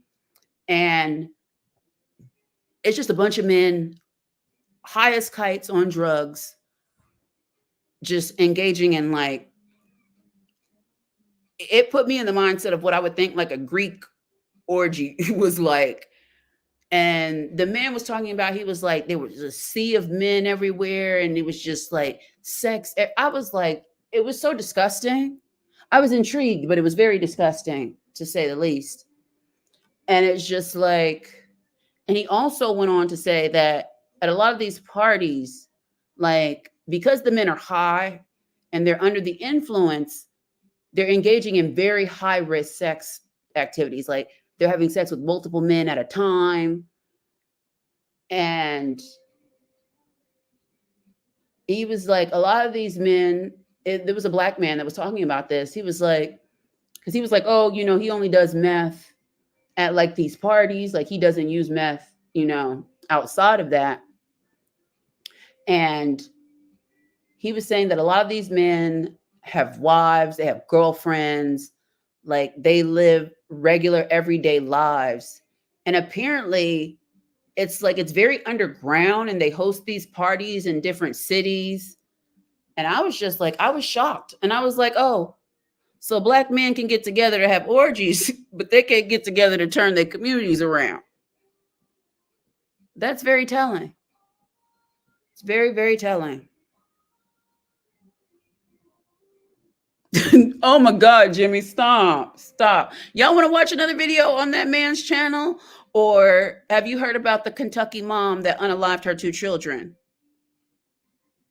Yes. And that was another CB. I was reading that meth basically, like meth amps you up. Like you'll have high risk sex with multiple people. And the man was saying that like meth is like he said it's like having Viagra shot directly into your veins. I mean, I don't know. I mean, I guess he's saying like he's just ready to go or something of that nature. Like your inhibitions are lowered, and I don't know, y'all. Like they engage in all types of craziness, and it's just it's getting even wilder, especially when you have all of these STDs that are becoming um, antibiotic resistant, and they've got like super gonorrhea and super syphilis and all this stuff. Like they say, the syphilis is ramped up, where because syphilis basically eats away at your brain when left untreated. And typically, when you have syphilis, like it takes a while to get to that point. But now what they're saying is like the syphilis is like super amped. Like if you're not being treated relatively quickly, like you're losing mental faculties very quickly. Yeah, and apparently like a lot of also at these parties from what I was reading, a lot of sexual assault happens because the men are they're amped up, and I guess they just taking the booty. They're just like that man said, what's that man? Y'all know that man. He was like, if I want the booty, I'm gonna take the booty. That he got out of prison recently. I know y'all know who I'm talking about. Like there was a meme of that man everywhere, like some years back. He was like a dark skinned man. He had been in prison for like 30, 40, 50 years. And what was weird is I remember seeing the video on YouTube, and it was so many black men in the comments just like making jokes about it. And I was like, this is your image. This shouldn't be joked about. Like black men should be out making videos in mass saying that this is wrong. That like this isn't what black men are up to. We're not out here sneaking around corners taking men's booties left and right. Out here on some booty burglar. Yeah, Fleece Johnson, the booty burglar. That's what my brother called him. Mm-mm. And what was crazy is like it seemed like black men were like they thought that was funny. Like I remember when he made there was like tons and tons of videos of them kiki and cock. It was just like this isn't funny because if a black woman came out with a video and someone she was in prison just taking other black women's cookies, like I don't think black women would find that funny. Like that's not hilarious. It just further reinforces the fact that black men are sexually deviant and sexually violent. And they don't regard it as such, which makes no sense. Like no sense. Why? Like I don't know if you guys I was at one point in time I was watching like a lot of prison people who got out of prison videos cuz like I think it's like it's very interesting. Like cuz that's like basically like an ecosystem within an ecosystem, right? And there was this one white dude that I used to watch all the time. Like his videos would be like they were. I mean, it was a lot going on, but like the way he told the story was funny. And then I fell down a rabbit hole for like a few months where I was just watching like tons and tons of prison videos when my insomnia was really bad. And what I noticed is like it did not matter whether the person was black, white, Hispanic, Asian. The general consensus was that black men were in there raping everybody and that they liked white men. They liked to turn out white men in prison.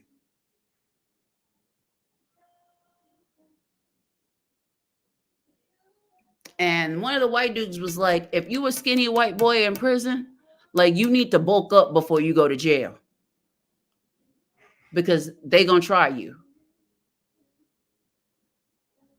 And I was just like, that's wild. It's very, I mean, I don't know, because I watched a documentary about an African prison and the way they in there snatching booty, I was like, oh God. Like they in there gang raping people. And I was just like, wow. And you don't really like what I found to be quite telling is like I assume that white men and Asian men and all, all other men are engaging in, homosexual sex in prison. But it's not openly talked about by these other men the way it is amongst black men, especially those who have been to prison. Like they talk about it, and it's just very strange. Like it's very, very strange. It's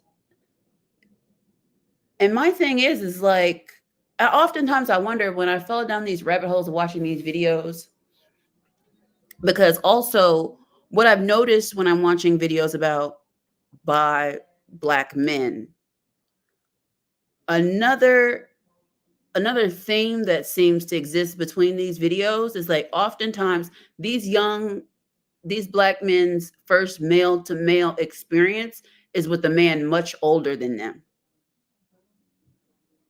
It's never like with a boy their own age, which I also think is quite weird that older black men are, I mean, it's not weird because they're predators to black girls and black boys, but also a lot of young black men acquire HIV from older black men.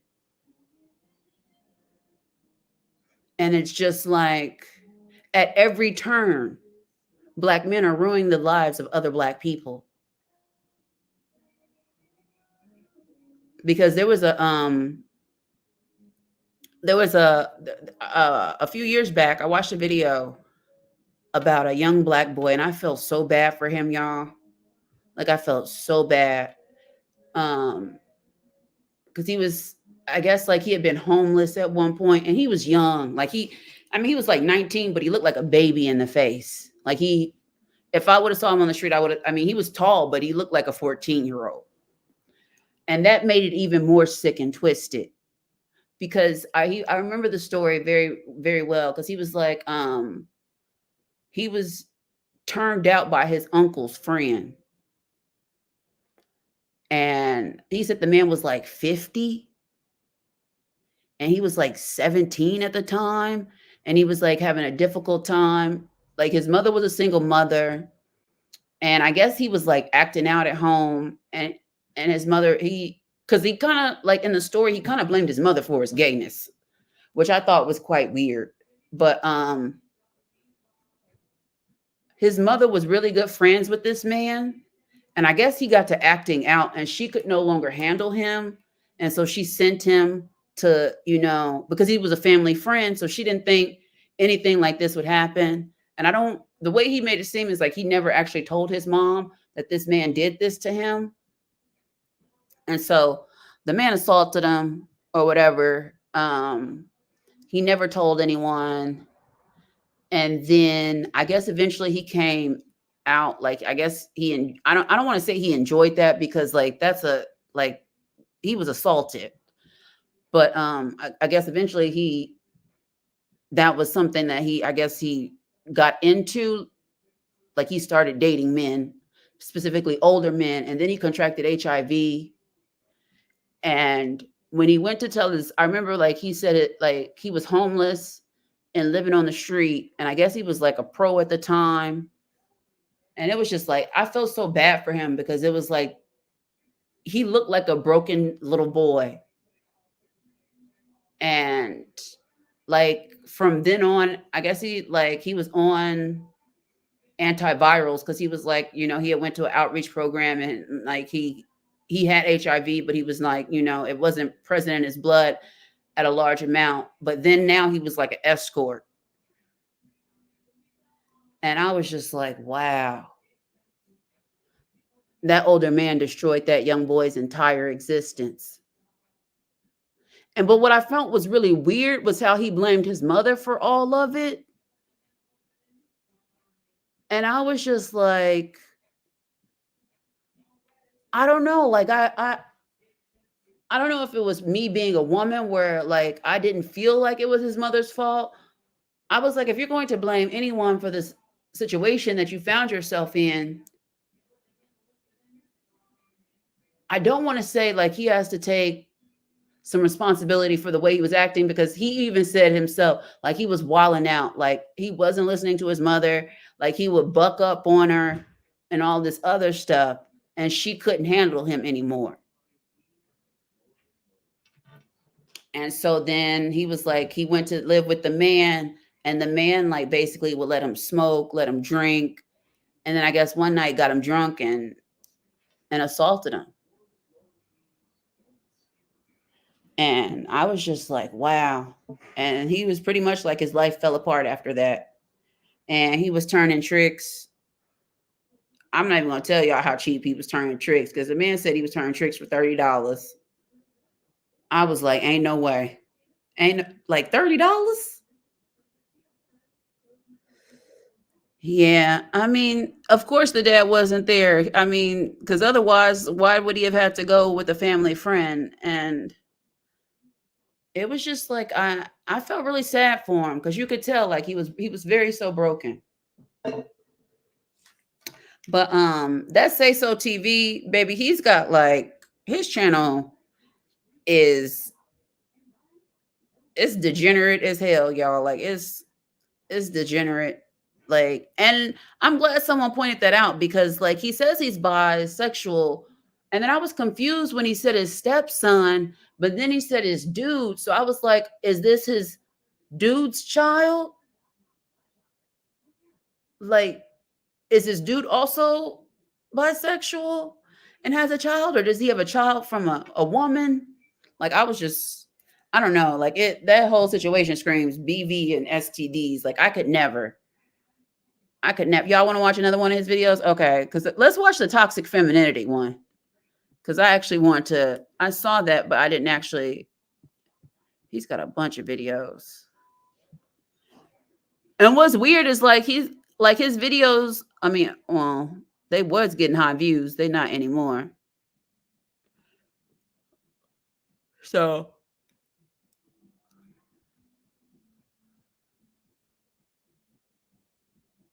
or do y'all want to watch Being Gay and Single is Expensive and Dumb?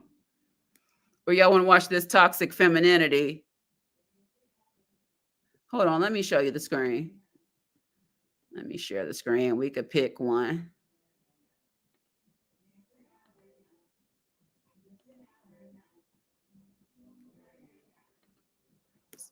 Okay.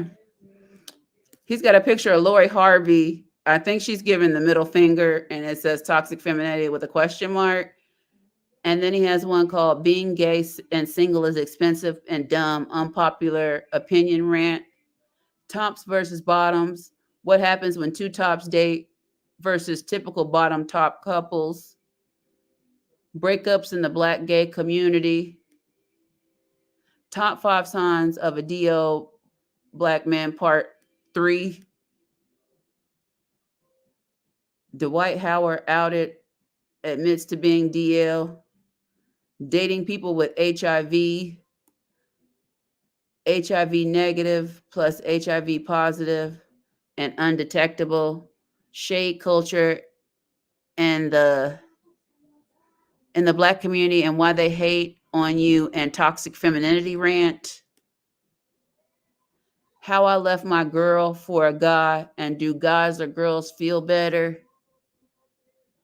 My coming out story, how I went from straight to DL, then to bi, do I regret it?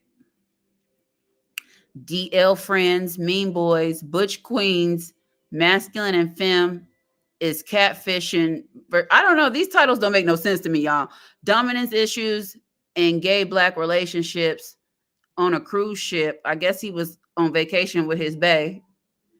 Narcissism in the Black gay male community, love bombing, gaslighting. What else is that? It's not popping up. Top 5 traits Black men raised with single mothers have.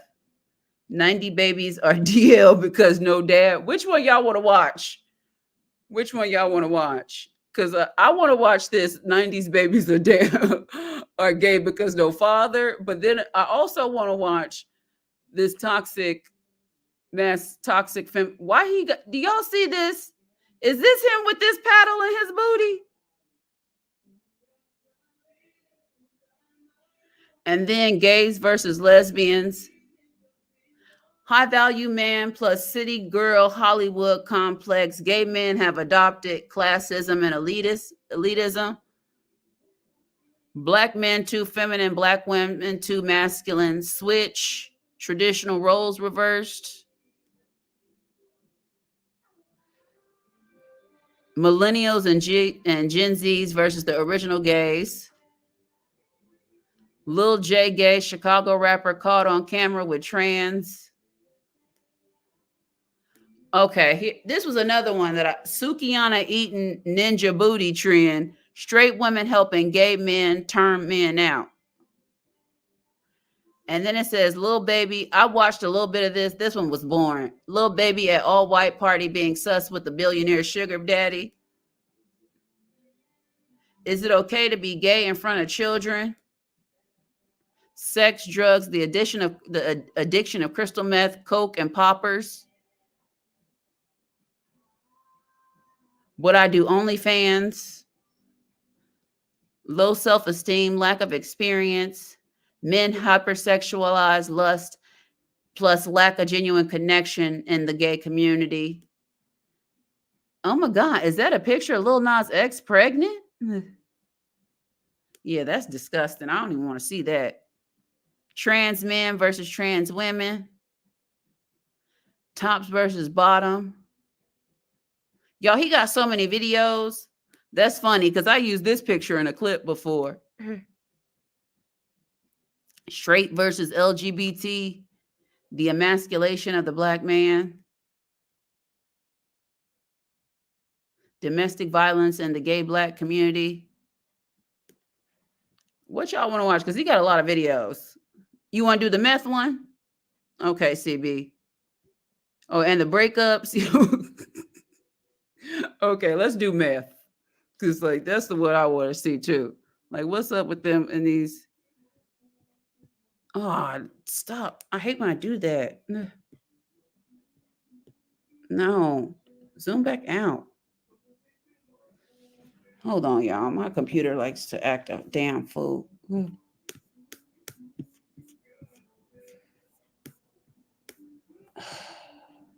Stop sharing. Hold on. Okay. I've got too many damn tabs open.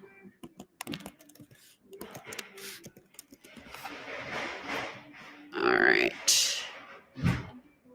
So y'all want to do the meth one? Let me find it.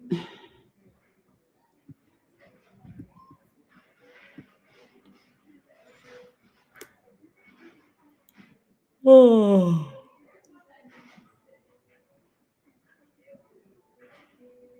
Um, we've got one called Body Counts.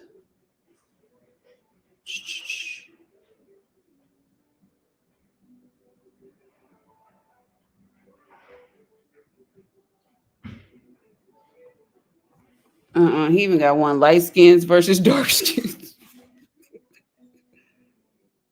Hold on, where'd it go?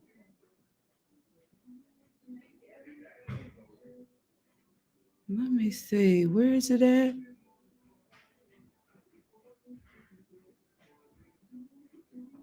Okay, here it is. All right, we're gonna watch this one. Let me pause it and share the screen. Girl, these thumbnails, they crazy. Like he got them, and I'm like, how does YouTube even let him post these thumbnails? Because they got their booties out, thongs on, and all types of stuff. One of them had a ping pong paddle in his ass crack. Okay, now let's play it. Damn. Niggas be freaked out because of trying to ignore issues and shit. It really like promiscuity. It really is a drug, and people don't realize that. It means All right, so is good, promiscuity. y'all. But Another one of them say so TVs. Mr. Say So, I'm back. Somebody requested me to make a video on crystal meth and cocaine addiction in the gay community, and yeah, I want to tap on that because as real talk, it is very common, and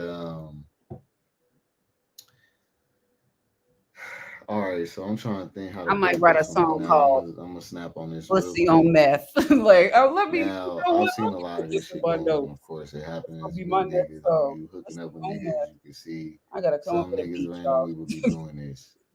It's like a pipe with a ball. It's like a weed pipe, but it's got a ball, and they can smoke out of it. Um, it looked like a crack pipe sometime. Crystal meth is what I'm talking about. Basically,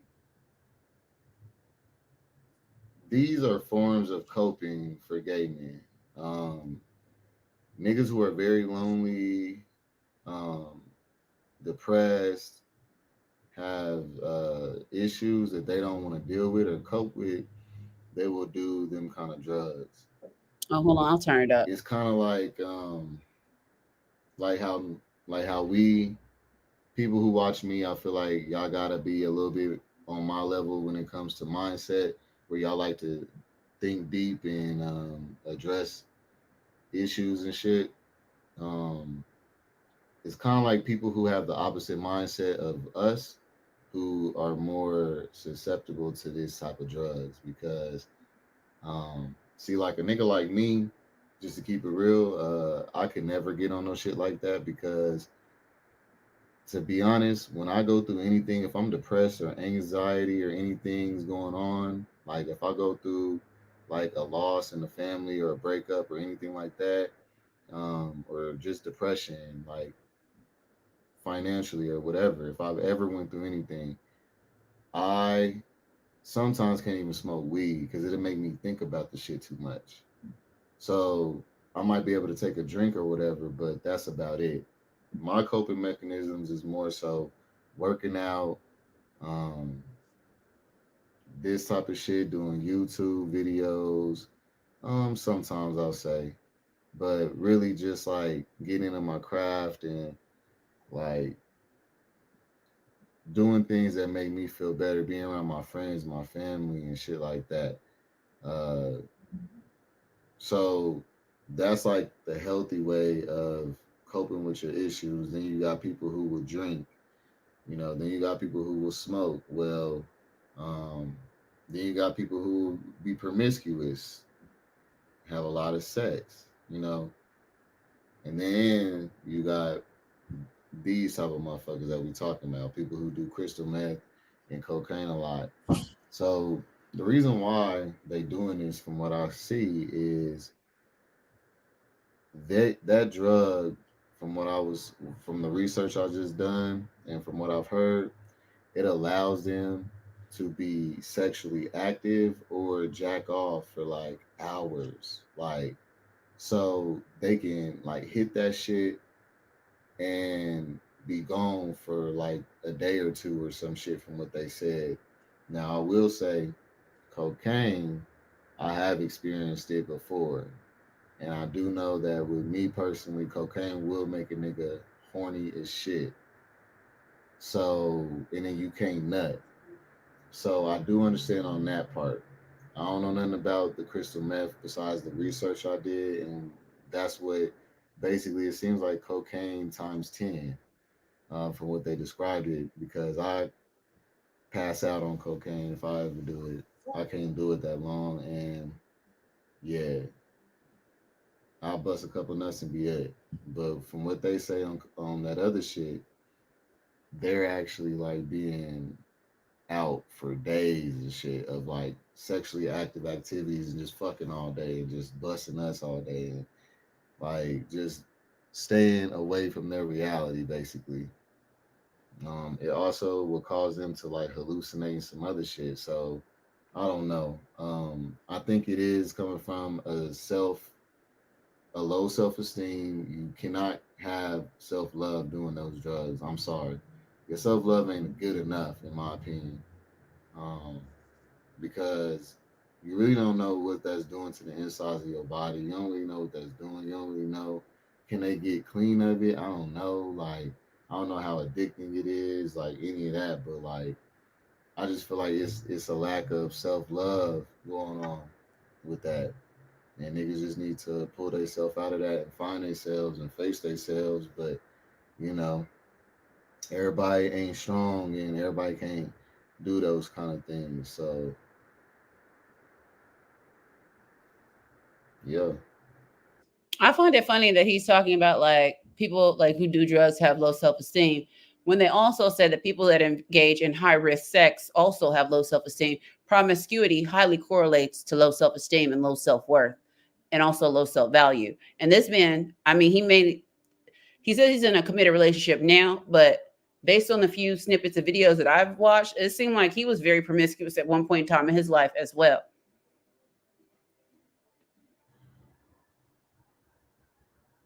trying to think what else to say about this. I was kind of surprised that I was asked a request to make this video, This one's short. but I've seen guys do like booty bumps and shit when I used to live in Houston,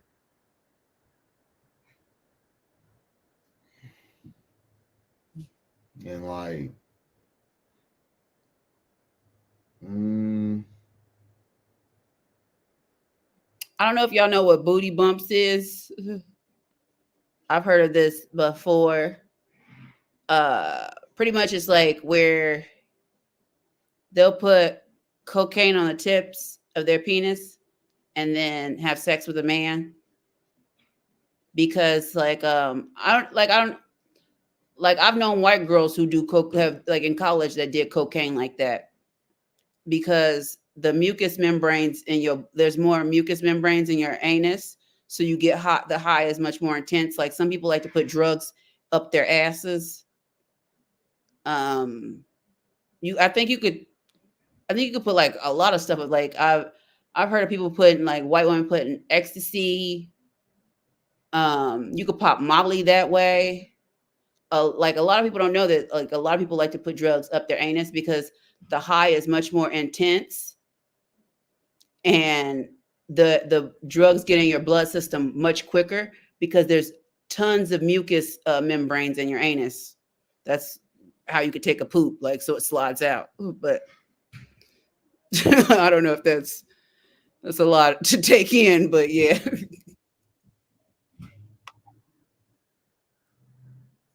the drug that needs to be talked about though is poppers, because now those motherfuckers right there, I have fucked with those before, you know, like, but poppers are not safe as well, from what I hear, because I've known some people who've died on them. I've known, but I think that that's because they were doing like poppers mixed with a bunch of other shit like cocaine and alcohol and weed and everything. Like that'll fuck up your heart fluctuation, so you can't do a whole bunch of shit and do poppers because I've just drunk a lot and smoked and did poppers, and then all of a sudden I'll be drunk as shit. Like, so I don't mean to stop it, but can somebody tell me what are poppers? I've never heard of poppers. Let me Google it. I've never heard of poppers. yeah, Nope. poppers is a motherfucker. That's the most popular gay drug in my opinion, because even if you don't do hard drugs, I know a lot of people who would do poppers because it will increase the sex, like the feeling of sex. Like you can go in your own world, imagine whatever you want. Like it feels real. Poppers are definitely um, a major gay drug to me. That's more of a gay drug than the other shit. I mean, I'll say probably equivalent now, but like you'll see even sober niggas like do poppers. So, and it don't have a class range. Broke niggas, niggas with money, they all doing poppers. Like they really be freaked out though. Like I'll be seeing when I first got introduced to poppers though, I started thinking that every nigga who did poppers was a hoe. Like because and a loose booty hoe or something, because it's like they got real freaky off that shit. Oh my god, they And sniff all it. the bottoms that I have come across that do poppers, they do be on some like hella freaky hoe shit, you know. So, but also verse dudes and shit. I know a lot of tops say that they can't do it because it makes their dick soft, but me personally, it don't make my dick soft. Like I'll be going ham on that shit. So yeah, like I want to know what y'all's opinion on poppers is, because like I know a lot of us have at least fucked with somebody who did them. So like Tops, do y'all be bothered by it or what? Because I don't be bothered by it, and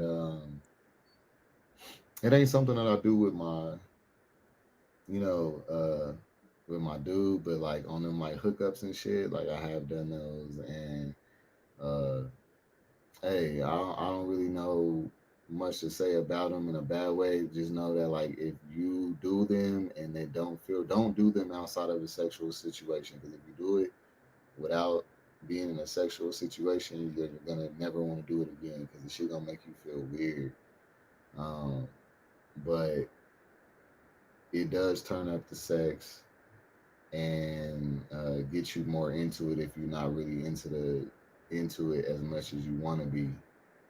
Um, and for bottoms, they say, well, for bottoms, it loosens their ass up, like straight up, and it allows them to receive it more without so much pain, I guess.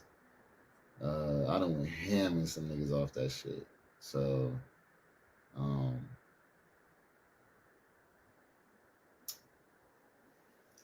just be careful with them, and whatever you do, just do around people that will have your back if anything does happen. And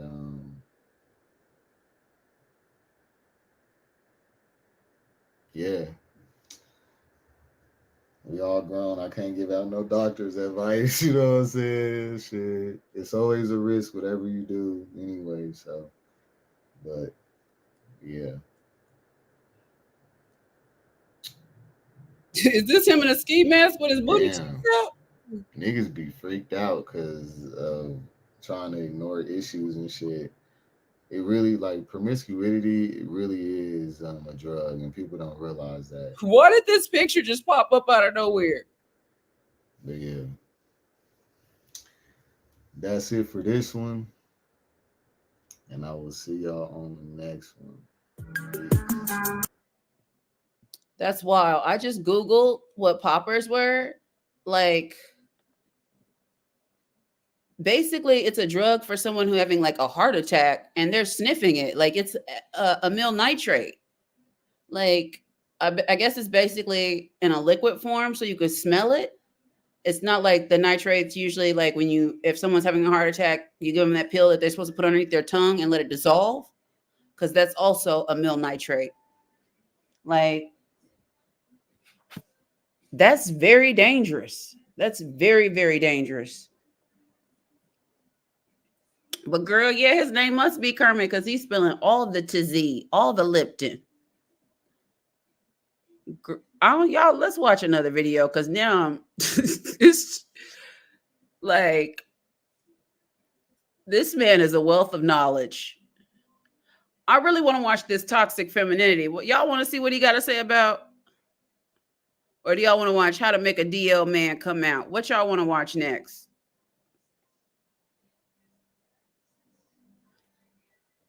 That's I thought it was smelling salts too, but it's nitrates and it's dangerous. Like that stuff is for people who are having heart attacks and chest pain. Baby, I don't. That's crazy. If I got, let's see what this one's about. Y'all like he. Hold on.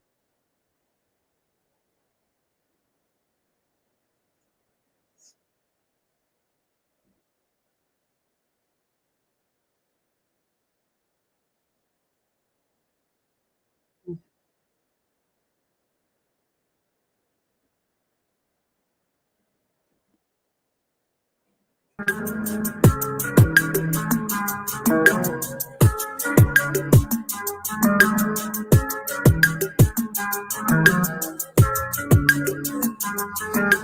my skin is hella clearing up. I'm leading with this Lori Harvey shit. All right, so stay tuned, fuck with me, because this shit is about to get real interesting. Y'all know I always give a perspective that a lot of Hold people on. don't fucking either afraid to say or they don't want to say or they don't really know how to feel until they get to this point. So yeah, just stay tuned and fuck with your boy. All right, so what's good, y'all? It's another one of that Say So TV gang. Back at another one with y'all. So it's a good ass morning, y'all. Also, I got some shit coming up for Say So TV that I'm excited about. I can't believe, you know what I'm saying? So shit's going good, shit's going up. So thank y'all for subscribing. Please continue to subscribe if you are new here.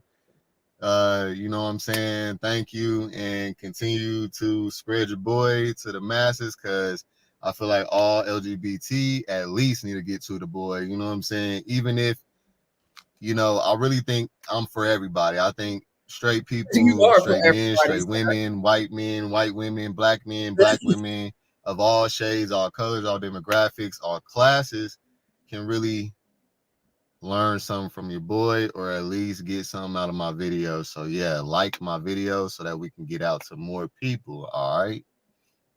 So now I want to lead off with this Lori Harvey shit.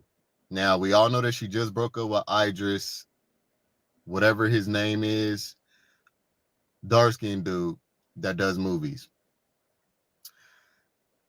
And a lot of people are in an uproar about this, about how she's a hoe and she's moving from new dude to dude. And etc. Right? I don't want to hear this. So here's my take on Let's it. watch another one. Straight up, See what he gonna say. Shorty's a thought. Okay, she's Okay. for the streets. She's just All right, that's enough. When he immediately called Lori Harvey, sir, you out here dicking down men and women, and you got the audacity to call a woman that you do not know a thought when you're on TV talking about you giving it to men and women, and you even busting down men you don't know and throwing them some change. But Lori Harvey's the hoe. Yeah, I'm not with it. I'm not. I'm not going.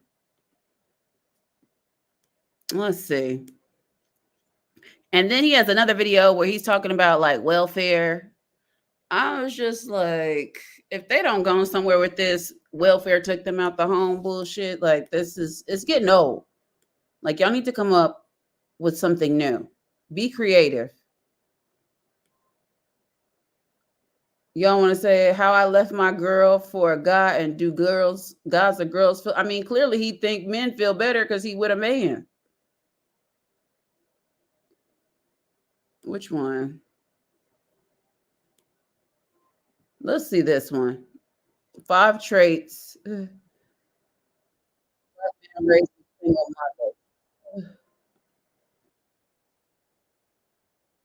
Immediately, like right out the gate, he calling her a thought. But you're sleeping with both sexes. And you're even paying men that say they're straight to have sex.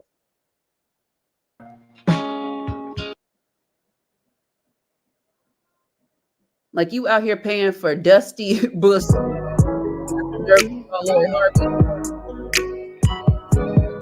right, y'all. What's good? It's another one of that Say So TV, Kelzo Gang. Back at another one. Today I'm talking about this top 5 traits that LGBT black men have that are raised by single women.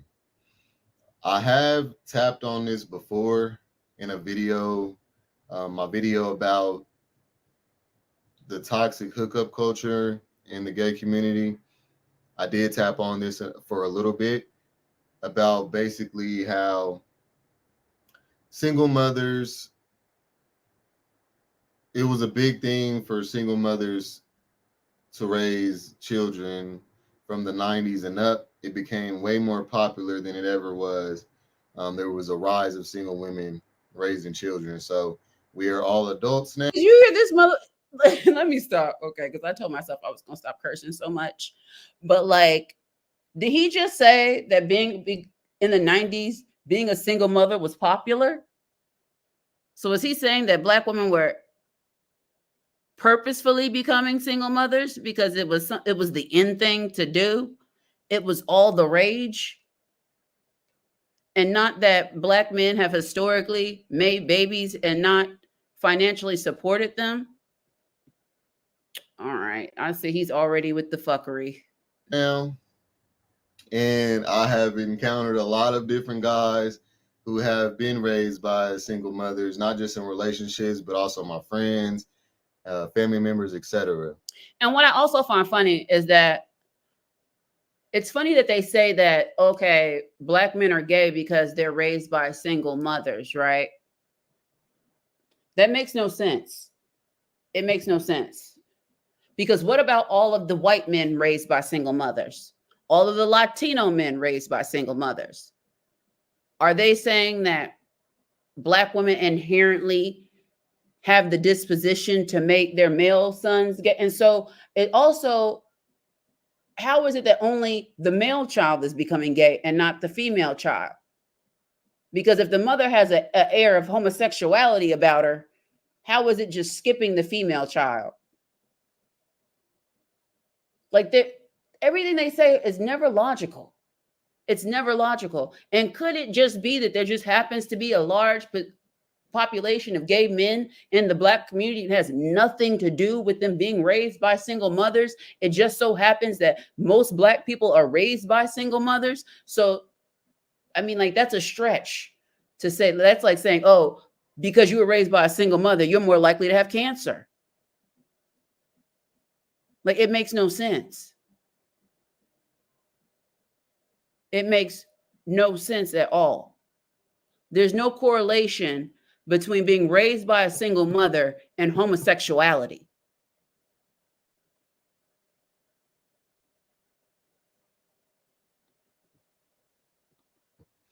Now, me personally, I was raised by a two-parent household. Well, a two-parent home. I was raised with my majority, my papa and his wife. Then I had my own room and my own home at my mom's house as well. So I experienced a single mother, like my mom being a single mother, and a two-parent household with my father. So I had a room at both. I was spoiled as fuck growing up. All right. I had a room at my mom's crib, a room at my at my pop's crib. I would go back and forth depending on however I felt, and we was more convenient. And usually I stayed at my pops because my pops was I was way more. I had way more freedom. It felt like I had um, a lot more peace over there, I should say.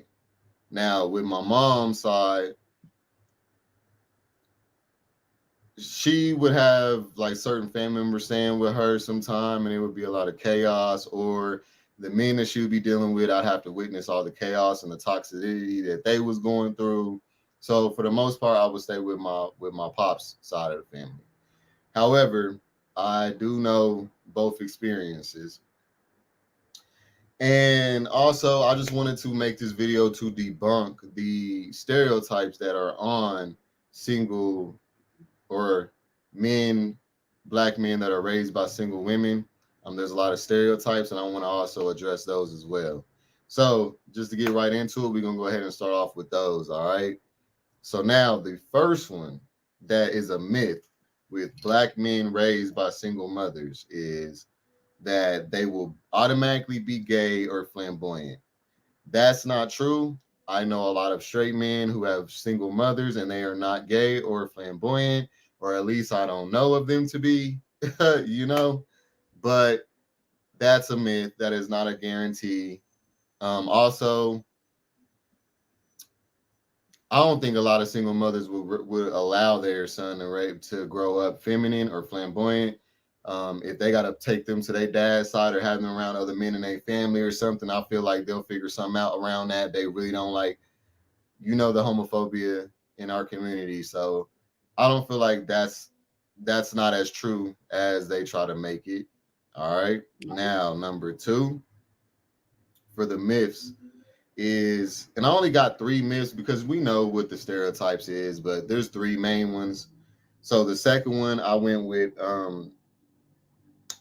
they won't graduate from college or they'll join a gang. I mean, they won't graduate from high school, they'll join a gang or they'll sell drugs or whatever. That is also a myth because I know a lot of guys who come from two-parent house homes, or they're even spoiled suburb dudes and all shit like that, and they still sell drugs. I don't think that that is a across the board thing. Now, I will say that some of these things are going to relate to poverty as well, not just being raised by a single mother. So some of these things will go under both of those, but I'm focusing on the single mothers, okay? Also, number three. Oh, and just to go back to number two, the reason why that's not true is because just because you raised by a single mother doesn't mean that that mother wasn't raising you with some kind of value. I feel like if you were raised with, I feel like just because she's a single mother don't mean she can't raise you with no value at all. I feel like that comes with the mothers that really didn't have enough time, patience, or energy to raise you with value that may steer into that route with number two, with selling drugs and not graduating and etc. You know, because I know a lot of good single mothers who's not they ain't having that shit. You know, they ain't raising no flunkies. All right, so now moving down to number three, the myth. Third myth is they will love or disrespect women. And the reason why I said love or disrespect women is because I've heard people say that they gonna love women because they or why or he loved women because he was raised by a single mother, which that is true sometimes. Some men will grow up looking at their mom's grind and struggle, respect her, want to make it easier for her, etc. Right? Then you also have another gay, or not, I'm not going to say gay, but another guy that will be raised by a single mother, and he will actually not respect women because it depends on the mother that you were raised by as well. If your mom was letting niggas beat on her and letting guys disrespect her in front of you, cuss her out, treat her, belittle her, all kinds of stuff like that, that may warrant a raising for a disrespectful son, because he'll look at like women don't deserve respect because he never saw a woman really get respect in his household or when he was raised. Um, so it can go either way. You know what I'm saying? So those are the myths. Now we about to get right into the facts, aka the, I ain't gonna say they're necessarily facts, but they will definitely be more common in the man raised by a single mother than it will be for the man raised by a two-parent household. All right. So now, starting off with number one for the most common traits of black men or LGBT black men as well, but this is actually just going to go for black men, period, that were raised by single mothers. All right. Most common traits, top five. Now, starting off with number one is control issues. All right. The reason why I put control issues on here is because I've noticed that a lot of them, um, a lot of guys raised by single mothers have control issues due to being raised in poverty, also not being attended to. If when you're raised by a single parent, a single mother especially, I've noticed there's a lot of dismissal with their children and avoidance. So they don't acknowledge their feelings, they don't acknowledge their wants, what they say don't go. So basically, like, this is a result of you wasn't paid attention to, or whenever you asked or requested to do something or for something to go a certain way that you preferred it to go as a child, it was never respected. You never got your way, type shit. This would build a control issue as you get older because you never were in control growing up. So now you're craving this control, and it can come out in toxic ways. You're thinking that it's a thing to protect your feelings and protect you from struggling and not going through what your mother went through or whatever you saw growing up, right? But in turn, it actually kind of pushes you in that direction because with being a control freak, you're going to push a lot of people away. And also, it it comes off like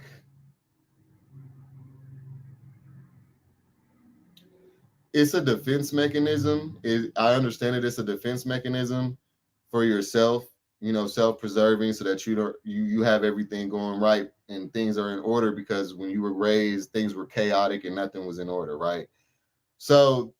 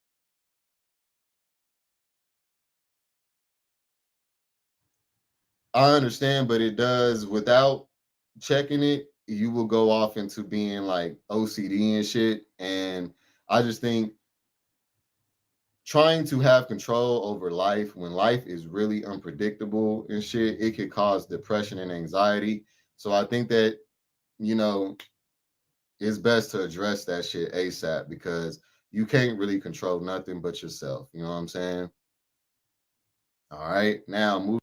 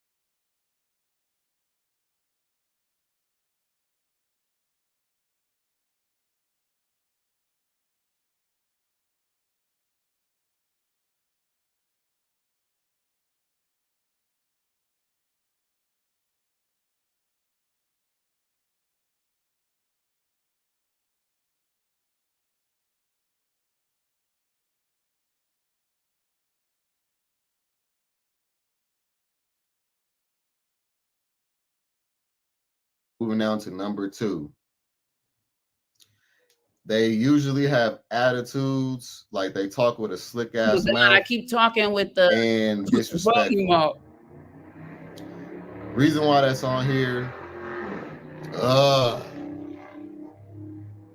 that shit is annoying, bruh. Like I'm still getting used to like having noise in my background in my videos because like I'm used to not living downtown and shit. Like I'm a suburban boy, so I ain't used to living downtown and shit and hearing all this noise. But yeah, excuse me when I have my little rants in the middle of being frustrated with that traffic and shit. But yeah.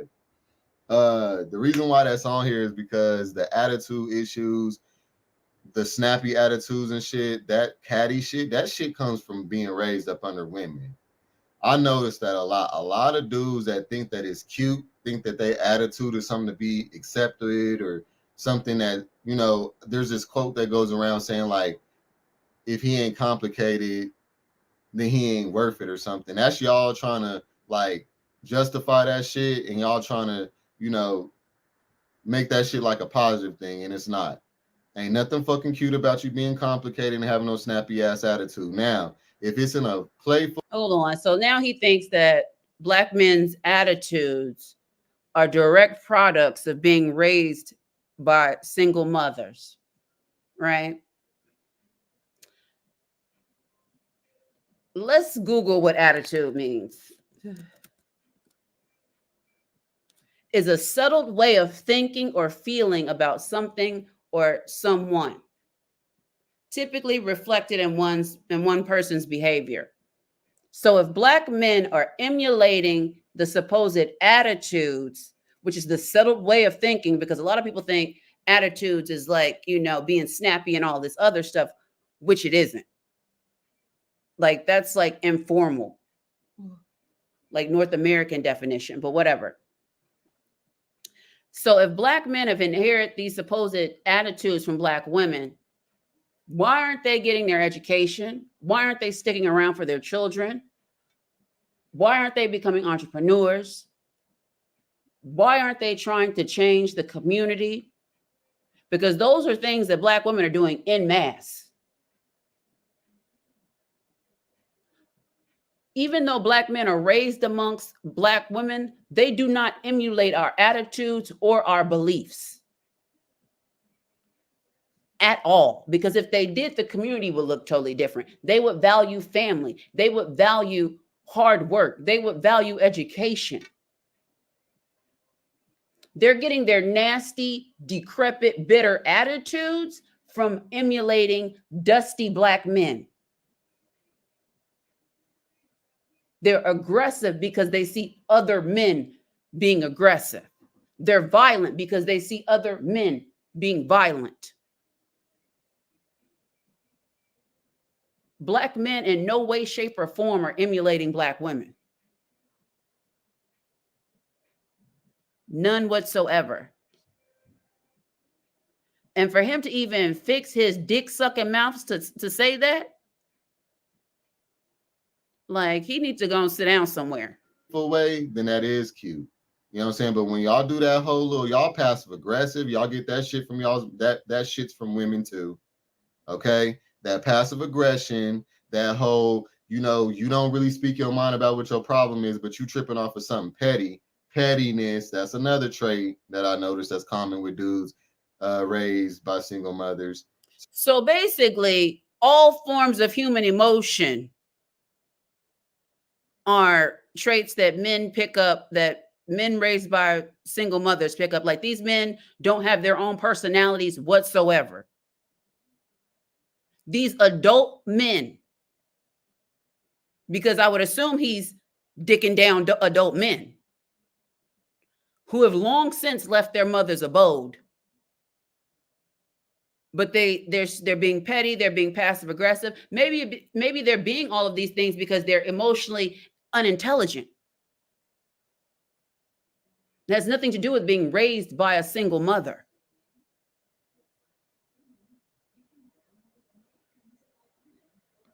So just like the whole snappy attitude, the talking slick, the thinking, kind of talking to a nigga disrespectful and shit, and with that ripe ass tongue, that shit that's a single mother trait I've noticed. Because when you raised by a single, or when you raised by a two-parent household, you learn and you see that the woman doesn't always, she's not usually overstepping her boundaries like that with the man and just talking to the man however she want. There's usually a level of respect on both sides there in a two-parent household. So I've noticed a level of respect in a two-parent black household where oftentimes the black woman is the sole breadwinner, and he said there's a level of respect. Or could it be that black women want to be married so badly that they're accepting disrespect in their marriages, and you as a child don't know how to discern the two? And he's assuming that these women, because they have a husband and he hasn't witnessed any arguments or whatever in the day-to-day functioning of this household, like he doesn't know the interworkings of his parents' relationships. As a child, you don't. And for him to just assume that because a man is there, that there's like this equal level of respect, specifically in black marriages, is weird. When we have the highest rates of divorce. Black women are leaving black men left and right because they're not holding up their end of the marriage. Like, this man is dumb, but whatever. Let's keep Noticed that a lot. Just getting around my friends and shit growing up, and I see how they mamas talk to dudes and how they talk about dudes. Like, a lot of that comes from y'all hearing niggas ain't shit all y'all's life. Y'all seeing niggas come in and out of y'all's mom's bedrooms. Y'all not really learning a man's ways, and y'all only seeing a man come in and out of a door or a bedroom or having something negative going on. That will cause this little disrespect, this little subconscious disrespect that y'all be having for men, and I don't even think y'all be realizing it. You know what I'm saying? A lot of that, I see a lot of that due to just being raised by women, just the pettiness and the disrespectful tongue and thinking that the shit's cool or whatever, but it's really disrespectful and it's not cute. You know what I'm saying? So for him to say that black children, specifically black boys, are growing up hearing their mothers say that men aren't shit, right? Specifically, probably like their father ain't shit, whatever. Well, he probably ain't shit. He's not there. And I mean, okay, yeah, a mother probably shouldn't be talking about her child's father in his presence. But sooner or later, that child's going to figure out of their own accord that their father isn't shit. It has nothing to do, because children grow up quite fast. Like, I would assume that a child that doesn't have a father in the home is going to realize they don't have a father in the home. And when they go to school and other children do have a father in the home, they're going to start to feel some type of way about that. I don't think that has anything to do with the mother talking about the father in front of the child or not, because a child's going to quickly pick up when they go to school that you're supposed to have two parents. Whether they watch cartoons, that's depicted in cartoons, everything, right? Like, children learn early on that you're supposed to have a mom and a dad. So for him to say that children are just oblivious, that they're like, almost to say that children are oblivious about their father not being in the home, makes no sense. Like, little boys are going to wonder, like, why don't I have a father? My dad doesn't come around and play with me like my friends' fathers do.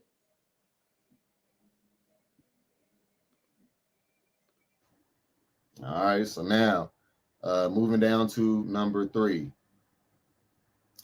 Can't or have a hard time handling their emotions. Okay, usually impulsive, victim mindset, etc. Reason why that's on here is because that shit is very common. A lot of people think that because you're raised by a woman that you would think typically you may be a little bit more emotionally inclined because you're raised by a woman. As a man, you should be more in touch with your feminine side. Well, this goes back to what I've said in plenty of other videos. Y'all are not connected to y'all's feminine side because y'all's mothers weren't either. Okay. Um, being impulsive, being angry and emotional and all that, that's not Y'all know that's a dog whistle for black women are masculine, right? So if black women are masculine, wouldn't their sons be masculine as well? Wouldn't they learn masculinity from black women if black women are supposedly so masculine and not living in their feminine nature? The very fact that the mother is taking care of her child, she's in her feminine role. She's in her nurturing role. Black women are trying to do the best with what they have on hand. And it's weird that adult men don't seem to realize this. And then they're putting off this sort of emotionality and impulsivity onto onto women, which is far from the truth. Women in general are nowhere near as impulsive as men. And studies have found that to be true. Like when they did that study on whether or not to press a button to harm someone, more men pressed the button than women. And that was based on impulse control. And men are killing women for not giving them their phone numbers. I don't know any woman of any race that's ran down on a man because he wouldn't give her the digits. Feminine, y'all. Like, that's not feminine. Okay. Um, so a lot of men have grown up adapting these toxic feminine, or if we're gonna call it something, we're gonna call it that, or I'm gonna call them masculine traits. Okay. But I'm not gonna call them masculine traits because even masculine people or masculine true masculinity doesn't operate like that either. So yeah, we're gonna go ahead and call that toxic femininity traits. Okay. Um, So, Black men's being emotionally unintelligent and highly impulsive are traits of Black women and not Black men who go around murdering and assaulting random people. Black men's impulses that don't stop them from committing crimes that throw their lives away. None of that is impulsivity. Having sex with multiple women that you do not and plan to take care of the children, that's not impulsivity. None of that. It's almost as if this man is blaming Black women for all of the shortcomings of the Black community and all of Black men's shortcomings specifically. And this is the same rhetoric as like, oh, they're messed up because you raised them. When they're messed up because they have no decent male role models. It has nothing to do with the mothers being in the home. Men don't look up to women. They're looking to other men to mimic what those other men are doing. And they're learning manhood, toxic manhood, from other degenerate Black men. This has nothing to do with Black women. If Black men were mirroring the behaviors of Black women, they'd be in the home with their children. They'd be getting an education. They would not be committing crimes at the alarming rates at which they're committing crimes because, again, 6%, right? Because the Black community is roughly like 12 to 13% of the population. And if we assume that the FBI data men commit more crimes than women, like 6% of the US population commits almost half of all the homicides. And they're blaming this impulsivity or this lack of impulse control onto Black women.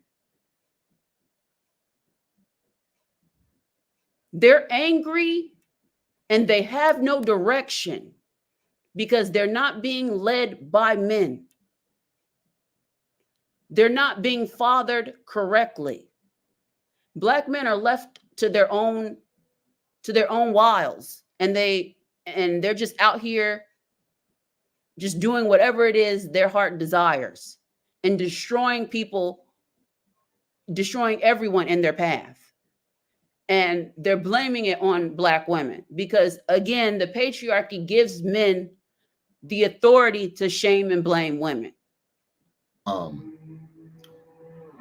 Not being able to regulate your emotions, being overly expressive, being exaggerate, being dramatic, being impulsive, not thinking shit through and just going off of how you feel. These are all like, yeah, give me some toxic feminine ass traits, okay? So going off how you feel about a situation is toxic femininity. Being in touch with your emotions is toxic femininity. Like these men think that being regular human beings is toxic.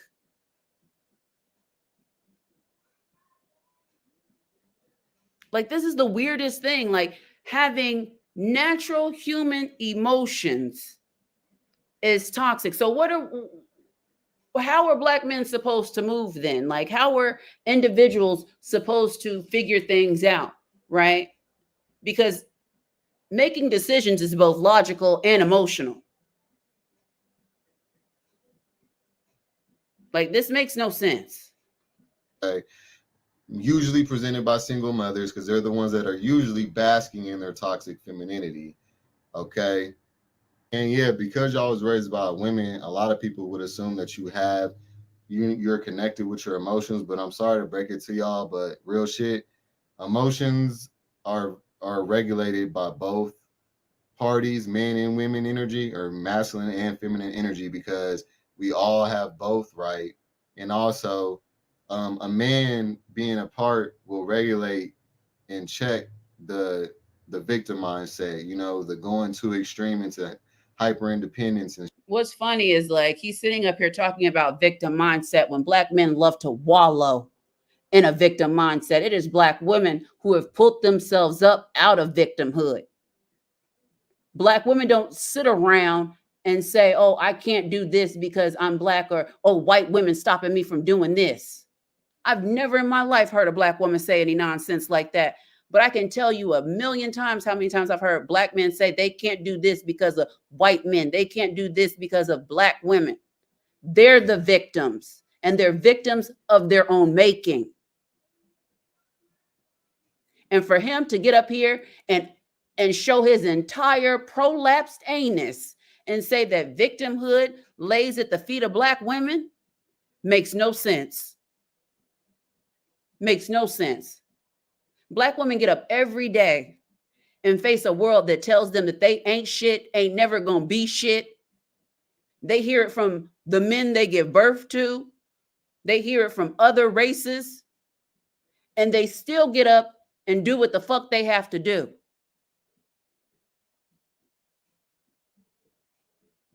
Black men are the real victims here. They wallow in victimhood. And then they're out here victimizing everyone else. I think the bleach done ate away at his hippocampus, because this man don't know what the fuck he talking about. This has made me mad. shit, because with a man around, they gonna let you know, like, hey, you can try to be as independent as you want to be, but you ain't gonna be for real happy, y'all. Independence equals death at the end of the day. We all need somebody, you know what I'm saying? And a man being apart. Independence equals death, y'all. Independence equals death. That's the wildest stuff I've ever heard in my life. Independence is self-sufficiency, right? How does being self-sufficient equal death? I guess for men who've never known true independence, because they've always had their hand out and have always had black women to coddle them, maybe then they would be afraid of independence and self-sufficiency. Like, this is the dumbest shit I've ever heard, y'all. This is really dumb. Like, this, it's giving GED. It reiterates that, you know what I'm saying? But see, with This the man way that this government then did words. these women with this welfare shit, making these women live without the men in the home, is then caused this hyper independence. But the only reason why y'all got that mindset is because y'all got the government to take care of y'all. Oh, he done went there, y'all. He done went. This dick sucking man has said that the government is the reason black women are independent. I don't know how much. I know people ain't getting a whole lot from welfare. Like, how, I don't, let me Google how much a welfare check is. Welfare benefits 2023. An individual living alone, this is the maximum.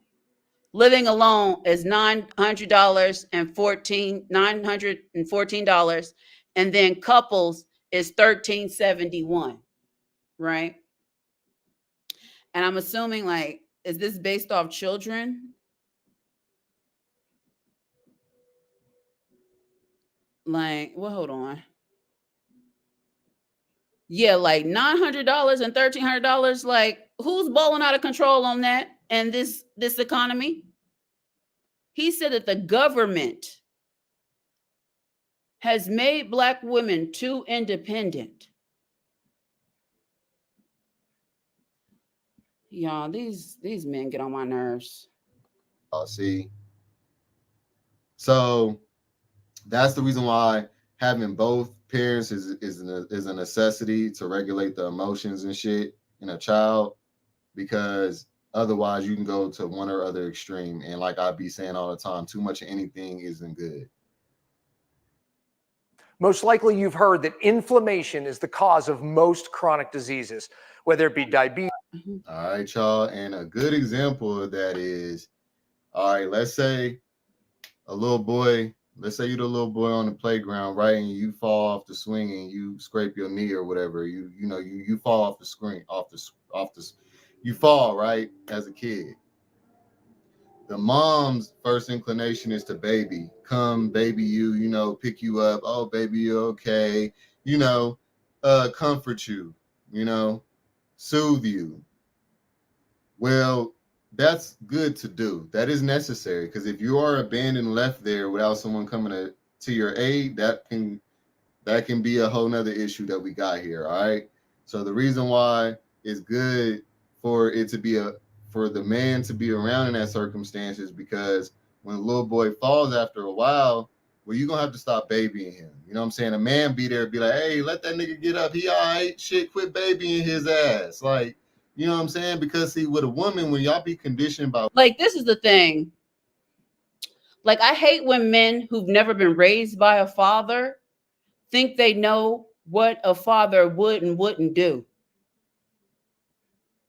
Because if a young child falls down and hurts themselves, if my husband didn't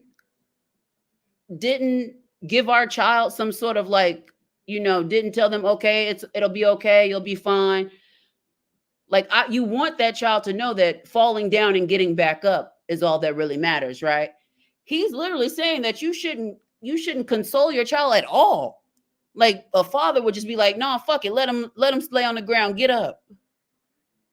Like, that's weird. That's very strange. Like, and I've noticed that a lot of black men like to use this scenario where a child has fallen down and hurt themselves, as if a father, when teaching his child to ride a bike, wouldn't comfort their son that just fell off the bike. It makes no sense. Like, why would you as a father not comfort your child when they've gotten hurt? I'm not telling you to be like, oh, cause a big scene. But you have to somehow relay to your child that they're okay, right? You don't just dismiss the harm that they've that just happened to them. That's weird. Women only, and all they do is baby y'all get to this whole, like, that's what creates that victim mindset. Like, you can't handle your emotions, you can't handle hard times and stuff, because emotions will come in and make you say, well, you're supposed to make another decision or do something else or whatever, because you never learn how to deal with your emotions. You know what I'm saying? So in that circumstance, it's good to have where you got a mother coming to your aid, but not too much and not overly protective. You know what I'm saying? Because you gotta feel some pain, you gotta feel some hardship as a child. Because if you grow up and you ain't never felt nothing, it's gonna be foreign to you, and then we got a whole nother other domino effect of problems. You know what I'm saying? So yeah, that's just an example right there. I don't agree with that, and I know a lot of, like, I've noticed that, like, a lot of black people think that, oh, because they struggle, their child must also struggle. That's bullshit. Like, if I had a child, I would never want my child to struggle. Like, the whole purpose, I think, of having a child is putting them in a better place than you were. So why would you want your child to struggle? Why would you want your child to know hardship? Right? That makes no sense to me. For that. Like, for instance, if you got a man in your life, they'll tell you, hey, don't make no impulsive decision. Think about this first before you make that decision. You know what I'm saying? Like, don't jump the gun too soon. Just wait and be patient and peep that shit for a minute before you make a move, because you really don't know if that's what that is yet. You know what I'm saying? When you're dealing with only women, they'll tell you, oh, leave that nigga alone, bitch. Oh, do this or do that. Like, it's always going off how they feel. It's all about their feelings. It's all about what they feel in the moment. That's instability. That's the reason why men have considered women to be unstable for so many years, y'all. This is funny. This is real funny. Men have considered women unstable when men are the ones that fly off the handle and murder people for the most stupid things. Like, there was literally out here in New York, a man shot somebody because they got his sandwich wrong. No, I keep hearing people talk about, I've seen some of her stuff, but like I haven't actually sat down and watched any of her videos. Like the video that I think it was Queen showed me, like it gave me grifter vibes. But like I haven't watched a lot of her content. Yeah, you cannot just go based off of everything on how you feel, because you will regret a ton of shit. You know what I'm saying? So yeah, that's the reason why that one's on here. This is the reason why men in general who were raised by single parents, whether gay or straight, they tend to be very impulsive. They go off of their feelings. They don't they don't process shit through before they do stuff. They don't think about their actions and the consequences to them before they make those decisions. These are all stemming from being raised by a single mom, because see, when you raise with a father in the house, that's what's going to be instilled in you real quick, because men cannot stand to watch that shit happen. We don't even like being in the presence of that shit.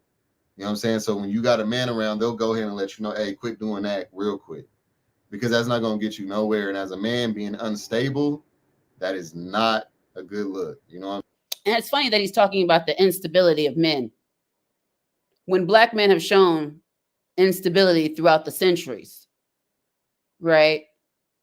They're the least likely to be employed. They can't hold down jobs. They don't want to be better.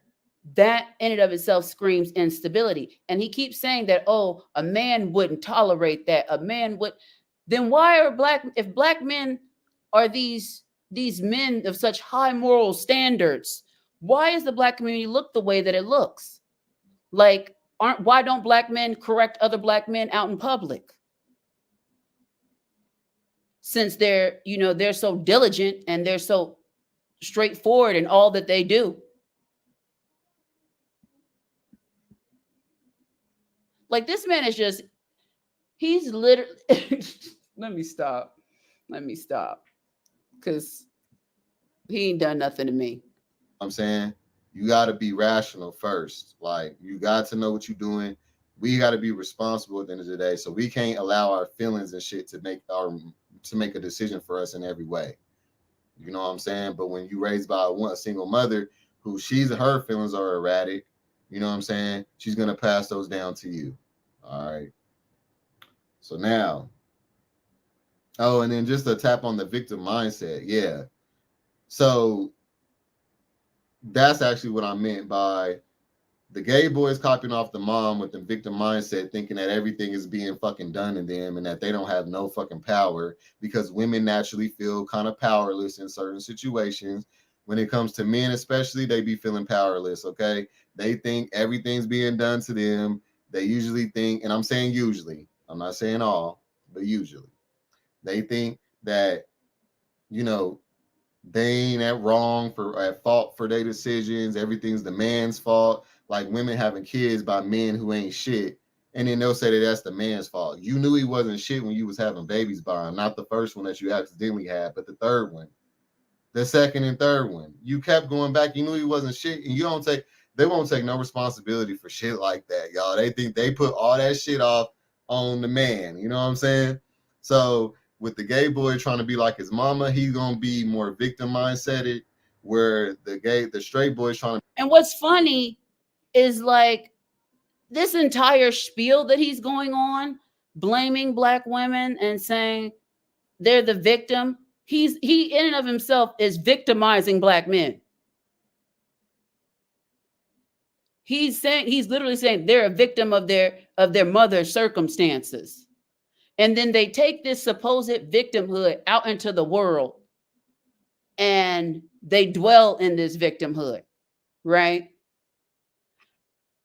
But it's black men that have always been the victim. It's black men that are always talking about how someone is stopping them from doing something, how they can't do something because of someone, some person, something. Like it's insane that he can sit up here with his entire bleached pussy and say all of this nonsense about women. This man, I don't think this man is bisexual. I think this man is straight up gay. Because, and then another thing is just like, for him to get up here and say all of these things about women, and then he says he was like, then he says that the fact that his mother and his father weren't together, and then his father remarried someone else. Like, I wonder why it didn't work out with your mom and dad. And then he said that he had more freedom at his dad's house, right? But it didn't make sense because he said that his mother's house was chaotic. So I would think you would have more freedom at a chaotic house than you would in an supposedly orderly house. Like, the story doesn't really make sense when you really listen to it.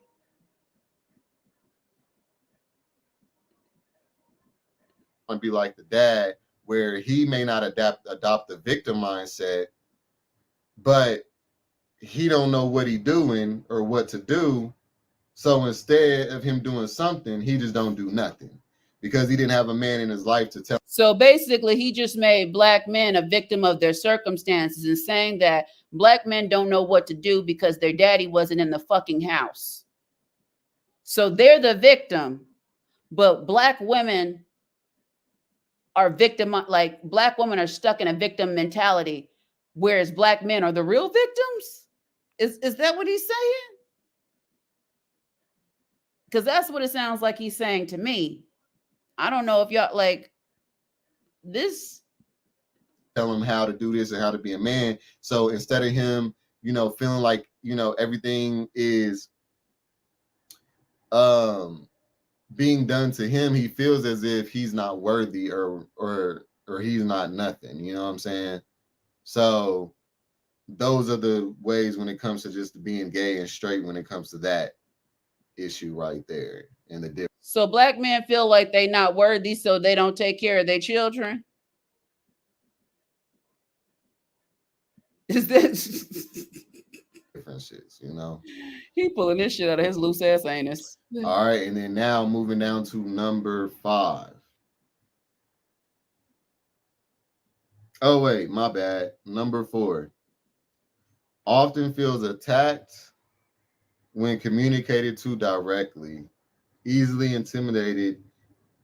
The reason why I put that on there is because y'all niggas that be raised by women, y'all, when a man talk to you like a man, I've noticed a lot of the times y'all get defensive. Y'all feel attacked. Like a dude could just say straight up like, hey, quit talking to me like that. I don't like being talked to like that. That's disrespectful. Y'all take it like they trying to disrespect you by checking you. A man is going to stand on his shit and he's going to demand respect. Okay? He's going to demand the things that he's giving you and to be reciprocated.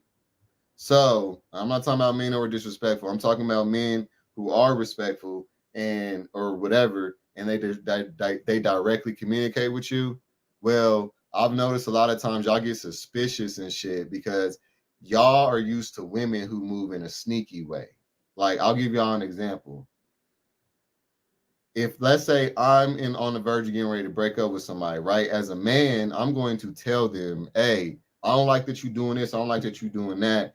And if this can't change, we may have to make this decision, or this is the result of that. Okay. A to B, real quick. Women, they tend to do sneaky shit when they get out of relationships because they get conditioned to thinking, oh, he gonna hurt me, he gonna beat me, he gonna try to keep me from leaving. And Wow. So now he's trying to downplay the abuse and violence that women often face when leaving a toxic relationship. That's what this dick sucking, booty bouncing fact. Ooh, let me be. I'm gonna get my video taken down. Excuse me. Just had to like, really? He really just got up here and said with his entire chest that he's making light of the abuse and violence that women face when they're done with relationships. Women are gunned down for breaking up with men.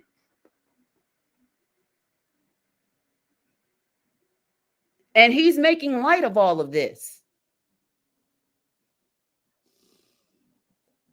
This is wild. and I gotta protect the kids and all this other shit, right? So instead, they move in sneakier ways. Like women are more strategic when they do stuff.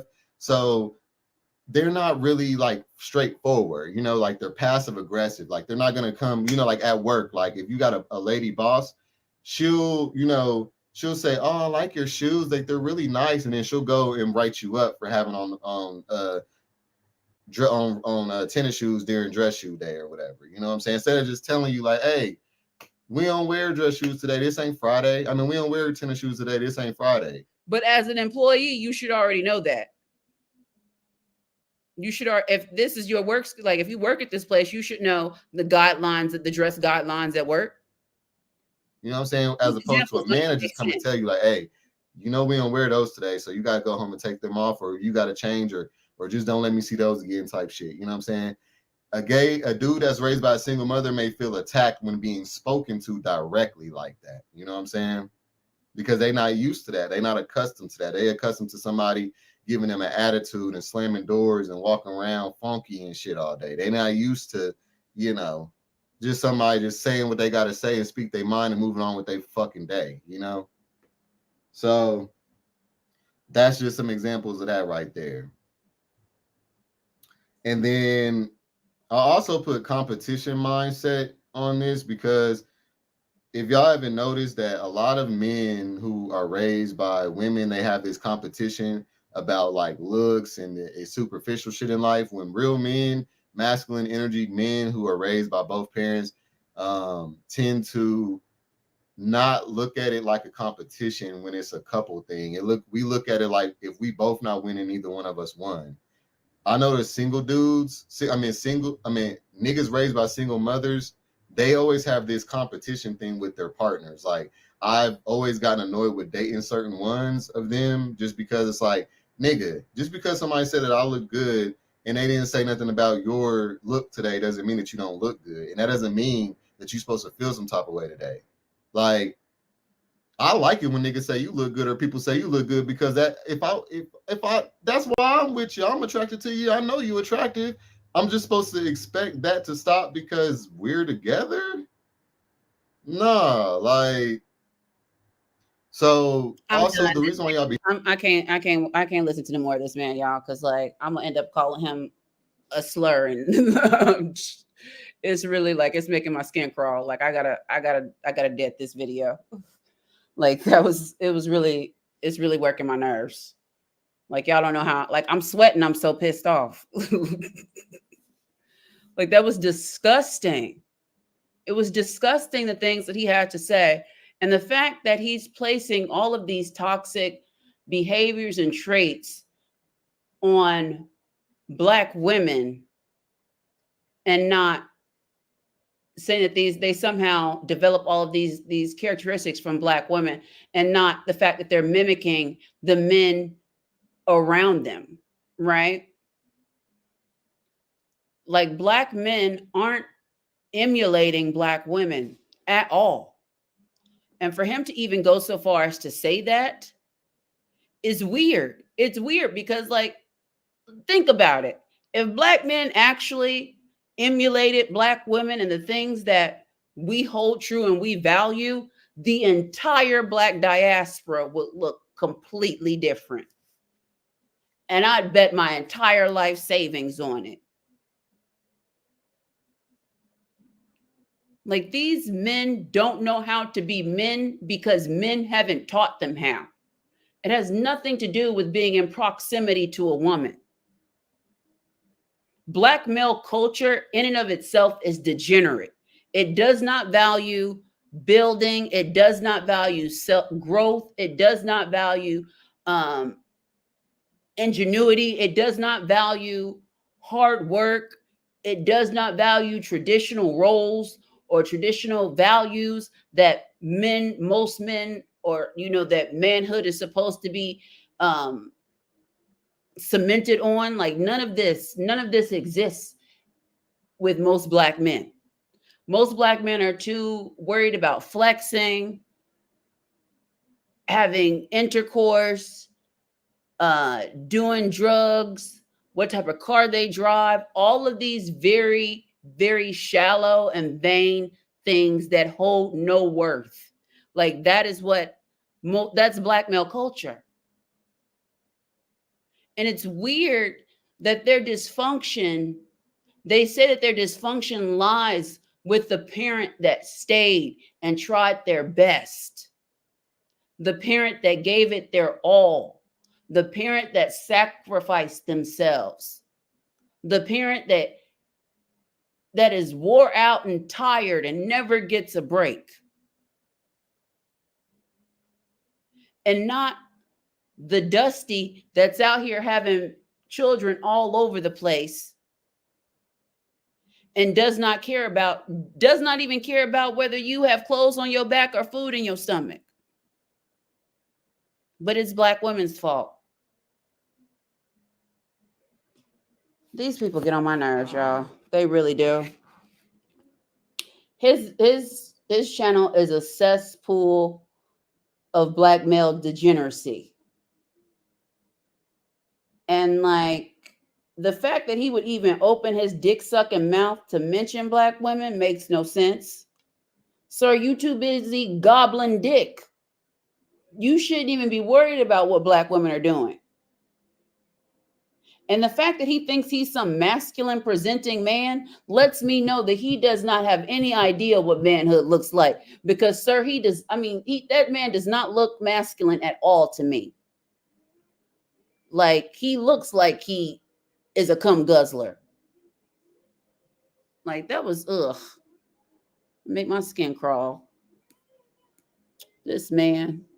Hold on. I want to see what that lady, what else was on her channel. Y'all want to watch another video about that white lady? Because I think she got a lot of nonsense on her channel. Or that one with the single mom from Kentucky. I don't know. Have you guys seen that about the white woman who unalived her 2 biracial children? And at first, when I first saw the video, I thought it was a biracial woman that had unalived her children, but she was blackfishing apparently. And then when they showed her mugshot, it was a white woman.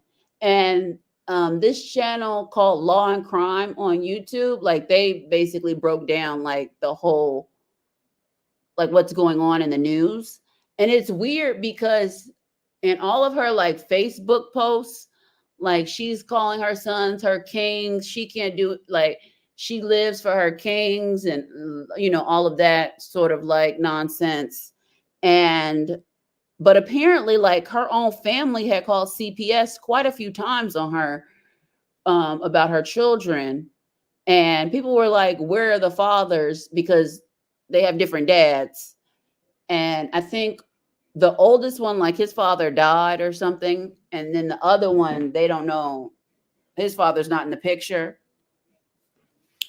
And I guess now she's trying to say that she's mentally ill. And that's the reason she killed her children. That she's mentally ill, and I think like drug abuse. But apparently, like her own family was had called CPS on her several times. And what I also thought was, it's not funny, but like what I thought was quite telling is that the boy, like one of her sons, his family, his not his father, but like that side of the family came out and spoke. And people were like, "Where's his daddy at?" Because they said his father's name and they did not say he was deceased. So I don't know. I thought that was weird. That that boy's his side of the family came out, but not his father. Yeah. So I don't know what y'all want to do. Does anyone want to come up and talk about the videos? Or are y'all too scared? I'll drop the link. Hold on, did it copy? I'm gonna have content up next week. I'm gonna work on it this weekend. I had a lot of stuff I had to do for work, y'all. So I really didn't have time. But what else did I want to talk about? Let's see.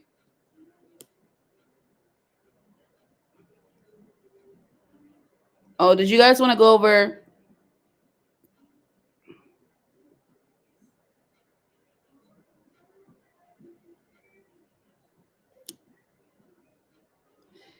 You want to go over like the survey that they took where they were asking the men about being down low? Because I actually have the answers.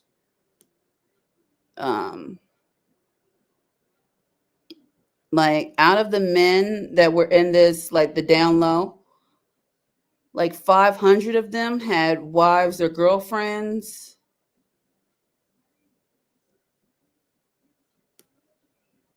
What else? 142 said they were extremely masculine. 131 said they always top. 25 said they had never heard of down low. God, wow, a lot of them were apparently when they took this survey and they I guess investigated the HIV status of this, like only 343 were negative. There were 362 that were infected but aware. And then there were 313 that were positive and unaware. And then out of all 1151, they said types of sexual intercourse in the past 3 months, they traded sex for money with the male was 106. 205 were receptive, meaning they were receivers. 263 were insertive. Y'all, it says 708 had unprotected vaginal or anal intercourse with a woman out of 1,151. That is wild, y'all. 700 some odd of these men said they've had unprotected. This is the down low survey that they did. 700 said they had unprotected anal or vaginal sex with a woman in the last 3 months. And y'all just heard me tell how many of them were infected with HIV and didn't know. That is crazy. You have to go back and watch the video, Kiki, because I did a survey and we just went over like some videos on YouTube. I'm gonna leave this up. So you late, but yeah, I'm gonna get on off here, y'all. I hope you enjoyed the live stream. Since did nobody want to come up, I wish Queen would have came over, but I didn't. I don't think I did forgot to tell her. I don't know. She probably sleep. Um, but yeah, I'm gonna leave it up. You could watch it. We went over some content that I found on YouTube that was quite telling. Yeah, it's over. I've been on here for almost 4 hours. I'm about to get on off. I got some stuff I gotta do in the morning. All right, you guys. I hope you all are safe and stay away from the bussy boys. Oh, and I forgot to say hello to everyone. Let me greet everyone. I don't know if y'all still in here. Hey, Belladonna. Hey, Wellbeing. Hey, Angelica. Hey, Janie. Hey, CB. Hey, Donique and Janie. Ooh, Mistress Newbie. Hey, Latoya. Let me go up a little higher. Did I miss anyone? And Jimmy, I think, and Candy was here. She probably fell asleep though. So I'll have some content up. I'm gonna shoot for Tuesday. I'm gonna try to like bust down a video this weekend. Because I've already got the content. I just didn't have the time to like get it all together this week. Because I had a lot of stuff going on at work. But hold on, let's see. I'm gonna get on off here, and y'all have a good night, and y'all be safe. Enjoy the weekend, and stay dusty free. Good night, y'all.